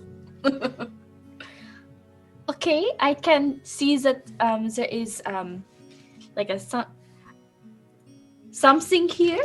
I don't know what it means. Dillion, would you like to explain? He says, "You know what? I'm actually not sure either. But here was what I was thinking. I could break the curse, I guess. But I've been thinking about how to ask Spins, and maybe if I just said, what if we ask Spins and we say 1 spin for yes that you want the curse broken, and 2 spins for no." Seems like a good idea. Okay. Spins? Are you... well, let's start. 1 spin for yes, 2 spins for no.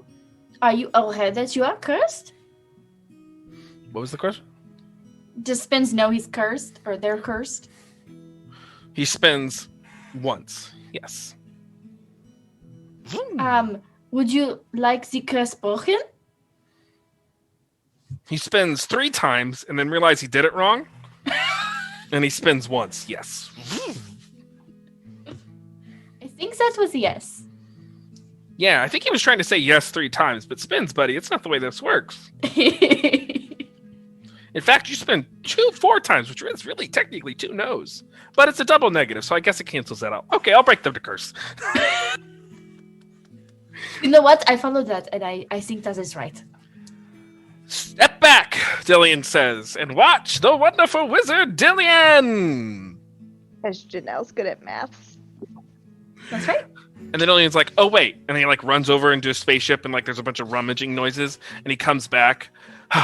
He starts drawing on the grass with this white chalk, but it kind of makes a paint, and he starts drawing this very intricate symbol. He's like, magic is always so bothersome, so much work. You spend years studying it. It's not like you just wake up one day and learn that you cast spells naturally gifted or anything. The Drake lets out a screech next to me.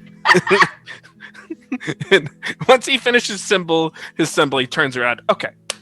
He says, so what you're about to see may shock you, but I promise there's a perfectly good explanation. He steeples his fingers together. Gotta clear your throat. Gotta practice. Can't just, willy-nilly do this stuff. This is curse breaking. Serious stuff. And he releases the spell from the symbols at his feet. Oh, that's the wrong song. I want... What's it called? This doesn't sound anything. This sounds way too pleasant for it to be Matthew casting a spell. That's right.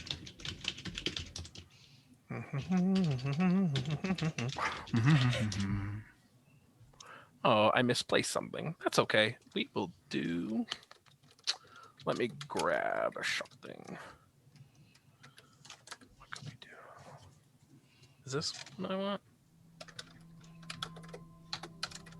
Yeah, this works.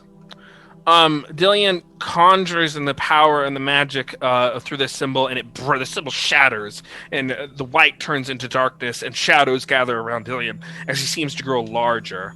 A massive shadow dragon starts to grow out of his back as his scales start to show from his all along his arms, and he takes on a more draconic visage. He then points at at Spins, and a massive blast of shadow energy slams into Spins. And there's this kind of erupting roar as crows start to gather all around this thing in a great big circle around the two of them, cawing ever so often as the shadows continue to pour and pour over Spins. Like an ocean breaking against a mountain. The crows continue to not sure of what it all means. And as the sun begins to rise over the plains of Avamir, and there's a great shattering as the draconic visage drops, and Dillion kind of falls to his knees, breathing heavily. And when it all stops, the crows stop cawing all at once. Ah! Ah! Ah! And they look around, and they fly upwards and start to circle, and are just kind of flying all around. And standing before you, among a field of crows on the plains of Avamir, is the Prince Bonfils of Dalmaria. His curse lifted.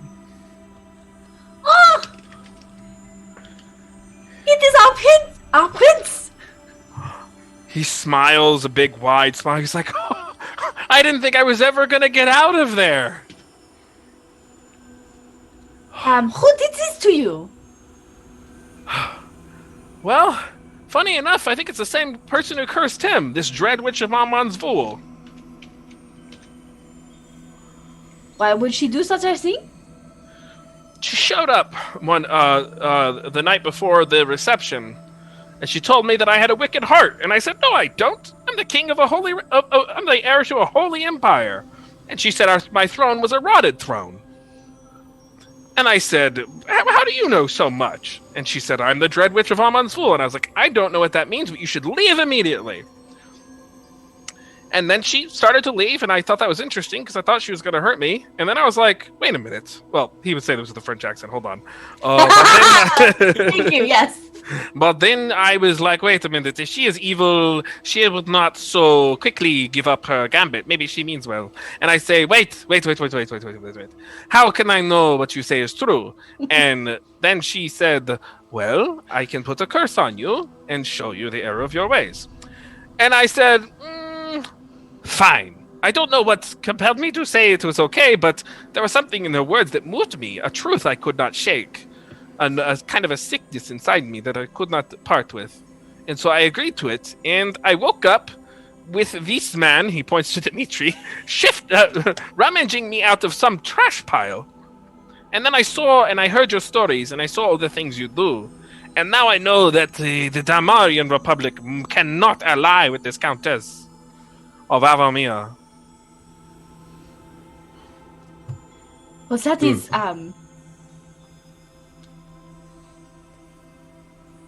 a fantastic story. I'm glad that you are unharmed. You are unharmed, yes? Well, that assassin did stab me, but I was pretty much invincible as a scarecrow. It's kind of wild. I just knew I was. Except for fire. I was really, really afraid of fire. Oh, well, then this is, it is good that you were, not vulnerable to these assassins when they were here. Yeah, hopefully none more of those guys show up. I miss being invincible and really strong. Well, it turns out that apparently I can do magic, and I will help to protect you. I guess. Yeah. If I can figure it out. You are what we call angel-blooded in the Republic. You must know this. Well, it was rumored in my family, but you never know with these things. If it is someone who is trying to get, higher in station or... That is very true.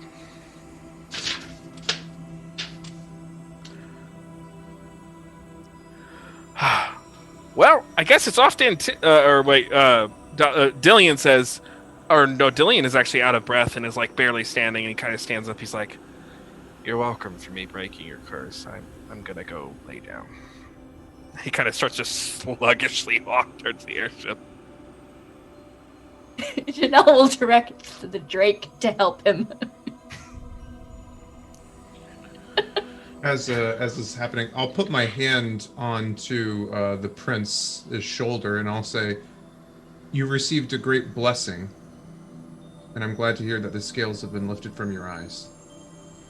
That is what she told me it would be, a blessing and a curse. The superior man seeks what is in himself, but the small man seeks in others. Hopefully you understand that now. Interesting. I'll wander off. Yes, and if you already know, the candlelight is fires, and then the meal has been cooked long ago. And Zonoth will just kind of smile and nod, like, very wise. I don't know what it means, but I heard him say it earlier.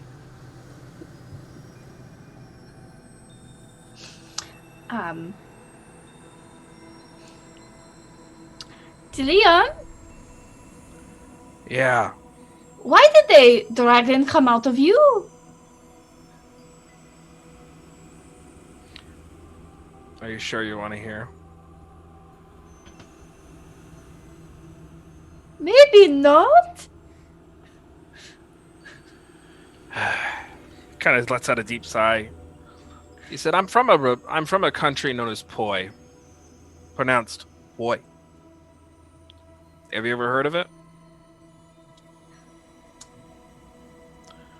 I would say maybe. Yes, would Janelle have heard of it? It's incredibly rare, but yeah, it's one of the major countries. I have heard some, gossip, rumors. Nothing substantiated. I don't know anything definitively. Yeah, it's a very small country on the far east part, far southeastern side of Droska, on the other side of the world.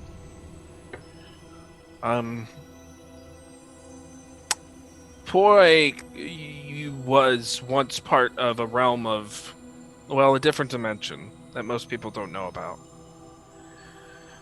And in order to reform itself in the material world, the elders of Poi, who were great powerful sorcerers, bound to themselves spirits of shadow. But they had to look for someone who could contain the greatest of these spirits, this great, powerful shadow dragon. It was me. I was a kid. I was 14. And I had the special ability to bind the shadow dragon into my heart.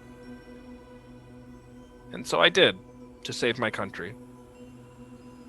Once I bound the shadow dragon, Poi permanently merged with the material plane.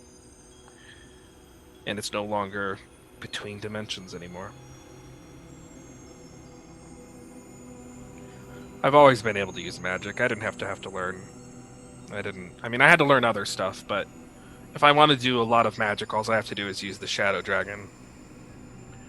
But if I use him, he gets more control. So I try not to use him too much. All of you? Yeah. He becomes more native to this plane and therefore becomes more like me. Well, just asking, what would happen if this shadow dragon became, unleashed or something into this plane? They would likely return to Poi and rule over it. That's all they've ever cared about. And ruling over it in what kind of fashion? To be worshipped as a god, as all shadow dragons like to be. And I am guessing that is very bad for the people of Poi. Yeah, dragons are not notorious for sharing resources with the lower things that they view to be less than they are.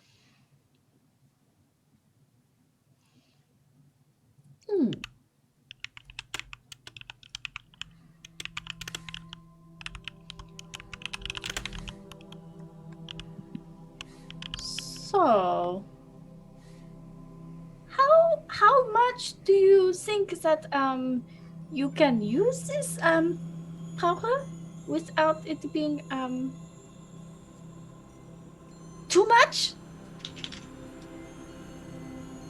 With it being set, How do we know that it is not in control of you right now? If it was in control of me, I wouldn't be here. Only the dragon would remain. That's how you know. Okay. My humanoid body would be consumed. Although dragons can shapeshift, but yeah. So it could be deceiving us. I'm not a shadow dragon. You would know because I wouldn't be on this quest. The shadow dragon has no interest in these politics and the things that I endeavor into. Okay.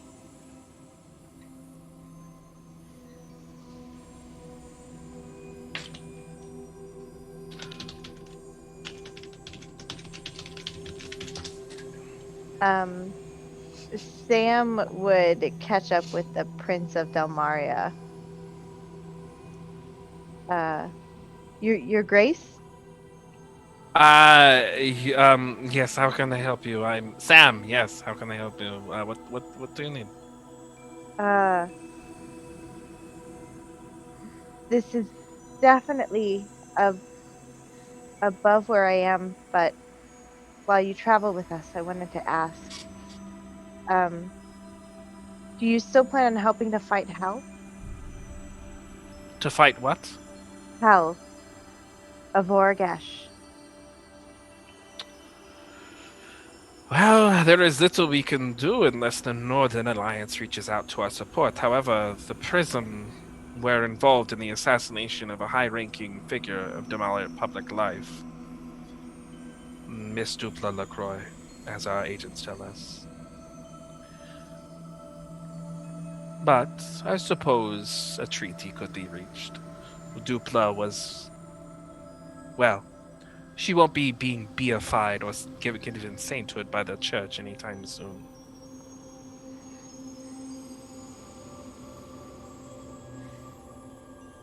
I'm sure they had their reasons and would answer those questions for you. I think I have much to think about. The Dread Witch has shown me a great deal. Perhaps I will reach out to this prism and see if the Northern Alliance will have the support of Dalmaria. I'm sure they would appreciate our navy being outside of joining the forces of... What's the island in the middle between the two countries? Halfgar? Halfgar. Halfgar. Thank you. I get points. Our navy join. Yes, you do. You can all. Whoever knew that answer could take an adventure point. I was kidding, but I'll take it. Hey, help is help. He says perhaps I'm sure they would appreciate the Dalmarian navy joining forces with Halfgars. I shall give it some thought. I mean, I don't know them, but when Dillian is feeling better, I'm sure he can get you in touch with the Son of Storms. They could negotiate. His eyes widen. Well, I listened to a Dread Witch just once, and now I'm in league with the Son of Storms. Well, I suppose if this journey has taught me anything, is that I know nothing about the way the world truly works. I have seen its beauties and wonders and heard its histories that have been kept on me. I have seen the hearts of true heroes risk everything for people they've just met. This journey has changed me. Well, our doors are always open if you want to visit the grasslands of Antinia. And he starts to board the ship of the Storm Warden. Is there anything else anyone wishes to do? And the Storm Warden takes flight, being lifted off by Ignatius Califracius. Were you going to say something, Janelle, or are you just... I was just... it's not really all that important, but Janelle was just going to say, so, this means that I am not being, prosecuted or, held in, I am clear of all, charges of conspiracies that I was not, in league with to begin with. They accused me of kidnapping you, and I did not do that. So I can return home to my beloved, yes? He looks at you and he's kind of smiles. He's like, of course, lady. What's your last name? Toussaint. However, I do think, based on what I am understanding, we are not guilty of... neither of us are guilty of a certain kind of insurrection, but are about to be guilty of another kind. Yes, but not the things that I was accused of. Nothing that they'll try us for in our court of our home. That is what I am concerned about. That is all. We are in the clear. Okay.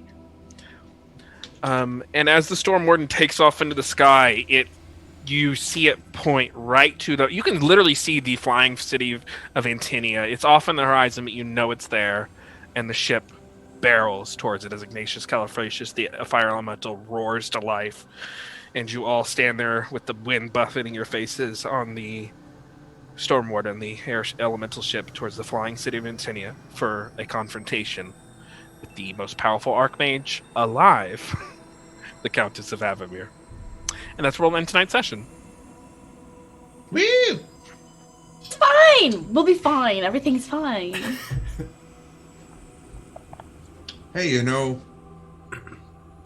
we don't have a guy who could just roll one catastrophe and become a shadow dragon all at once. It'll be fine. So is that actually a void dragon? No, it's Shadow. It's Okay. from the Plains of Secrets and Shadow. Poi was a small part of the so above the table, what the Prism have now discovered in fiction. Poi was was like a village, like a country within the Plains of Secrets and Shadow, and it was ruled by technically by some of the Nagpa that used to be there, but things happened and they no longer ruled there. The Burgomeisters overthrew them, and then they were like, we don't want to be here anymore with the Enigma. We want to go live our lives. But they had to do it by capturing the soul of a shadow dragon, so they did. I could do. So how could do. old is Dillian? People have never really scratched their heads and wondered when Poi came into existence. It's such a small and obscure country, but people are like, Poi came into existence somewhere near the late part of the Empire, so Dillian's at least 80 or 100 years old, but he doesn't look it. Oh, not like 300 or 400 years old. That's what I was. No. He's probably in his early hundreds or something like that. Yeah. Poi came to existence shortly before the fall of the Draskan Empire, Gotcha. which was So about in the 75 years drunken ago. days of Sevelius, so he wouldn't have recognized it. No, I don't. I mean, so recognize what? Sorry. So, I'm just making a joke about okay. Sevelius drinking. Yeah. Oh, okay. Yeah, it was probably a little more than 100, maybe 200 years ago that Poi came into existence. But yeah. Gotcha. That was an awesome session. Yeah, that was amazing. Poi is the Edda setting for Gothic campaigns. Because it's still like a shadow country. It's just drenched in shadow. You said what? You said what? For Gothic campaigns, it's there Yes. for Edda. No. Mhm. I'm not running it. When? It's happening when? Never. When? That's when we all get to play vampires, right? Sure. We're gonna play it. We're gonna Urban Shadows campaign next, right? That We all get to play Nagpa.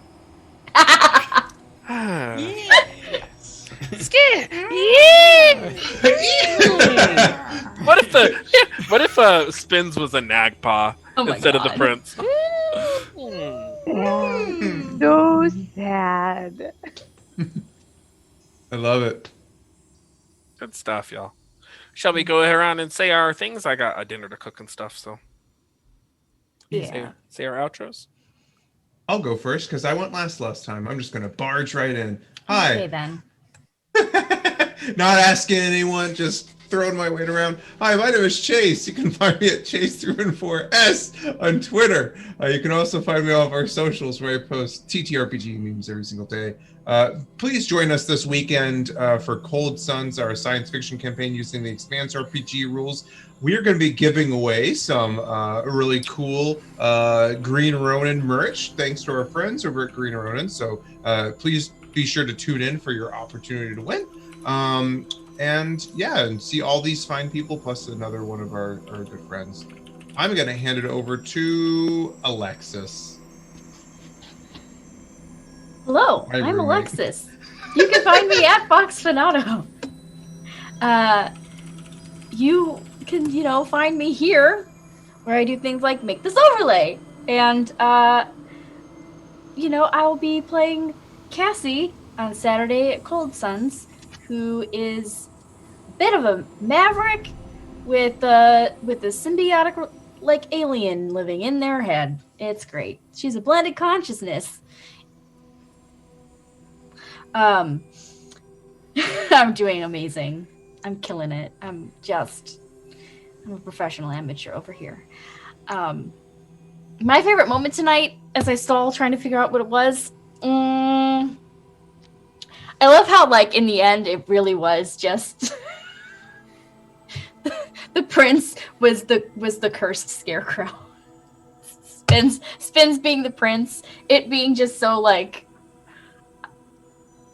the twist there, and I think my favorite, like, my little favorite line in there was, I don't know why I said yes to the curse, but I did. I don't know why I consented to it, but I did. Yep. Love it. Beautiful, Matthew. Beautiful. Yes. So that's me. Liz. That's hi. I am the Liz, and you can find me at No One You Know Backwards. Had fun tonight playing a naturalist. I will also be playing on Saturday as a space potato who can hack planets and time and really just anything. Except for torpedoes. I'm working on that.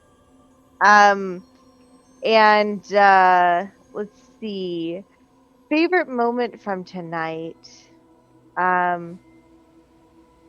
We should add House Moving Castles to the list of movies that we run on Thursdays.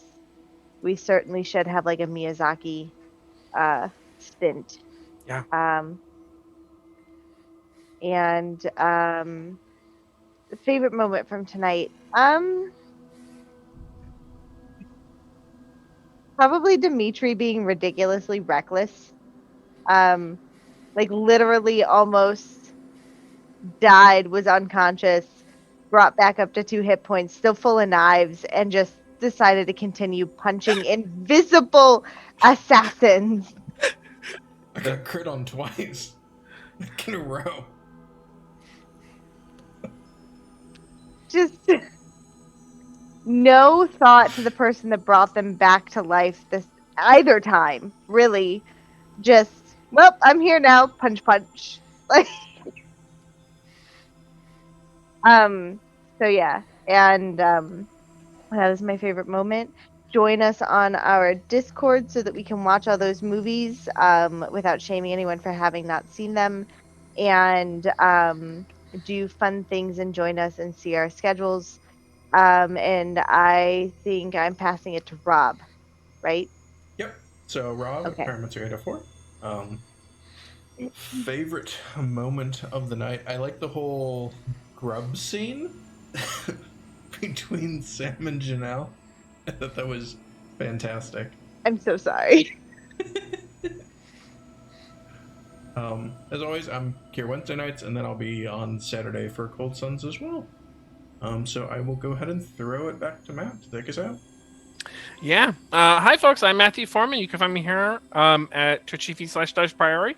You can also find me at Twitch TV/Matt Foreman, where I stream Monday through Friday lately. I start with WoW, usually around noon, basically, maybe a little bit before noon. And then in the late afternoon, early evening, I switch to Dead by Daylight. So you can always catch me there, Twitch TV/Matt Foreman, just like my name, but no Matthew because Matthew was taken, too much to my sad. Yeah, check me out there. My favorite moment, I mean, assassins. I mean, I love the trope of assassins attacking people in the middle of the night, as long as it's not done like too egregiously, you know, like if it feels like really, really punitive. And like when I rolled that natural 20, I'm like, thank you, Dice God. That was just so great, and just this has just been a wonderful time, and you all got to use your abilities, and you kicked butt. And it was just a good time. So thank you all so much. And thank you to the movie Howl's Moving Castle for inspiring some of these things. The Scarecrow thing is straight ripped from Howl's Moving Castle. The Scarecrow is the prince. So is That's Ignatius awesome. Califracius, and I'm absolutely here for it. Yeah. Okay. So yeah, let's go ahead. We're gonna rate Crowan. He's up. He's got like 155 viewers, but you know what? We love him and his pro. Go show Crowan some love. And we'll be back next Wednesday for Tales from Gashari, and then on Saturday we will be back. We will have Cold Suns, 6 p.m. Central. So, bye.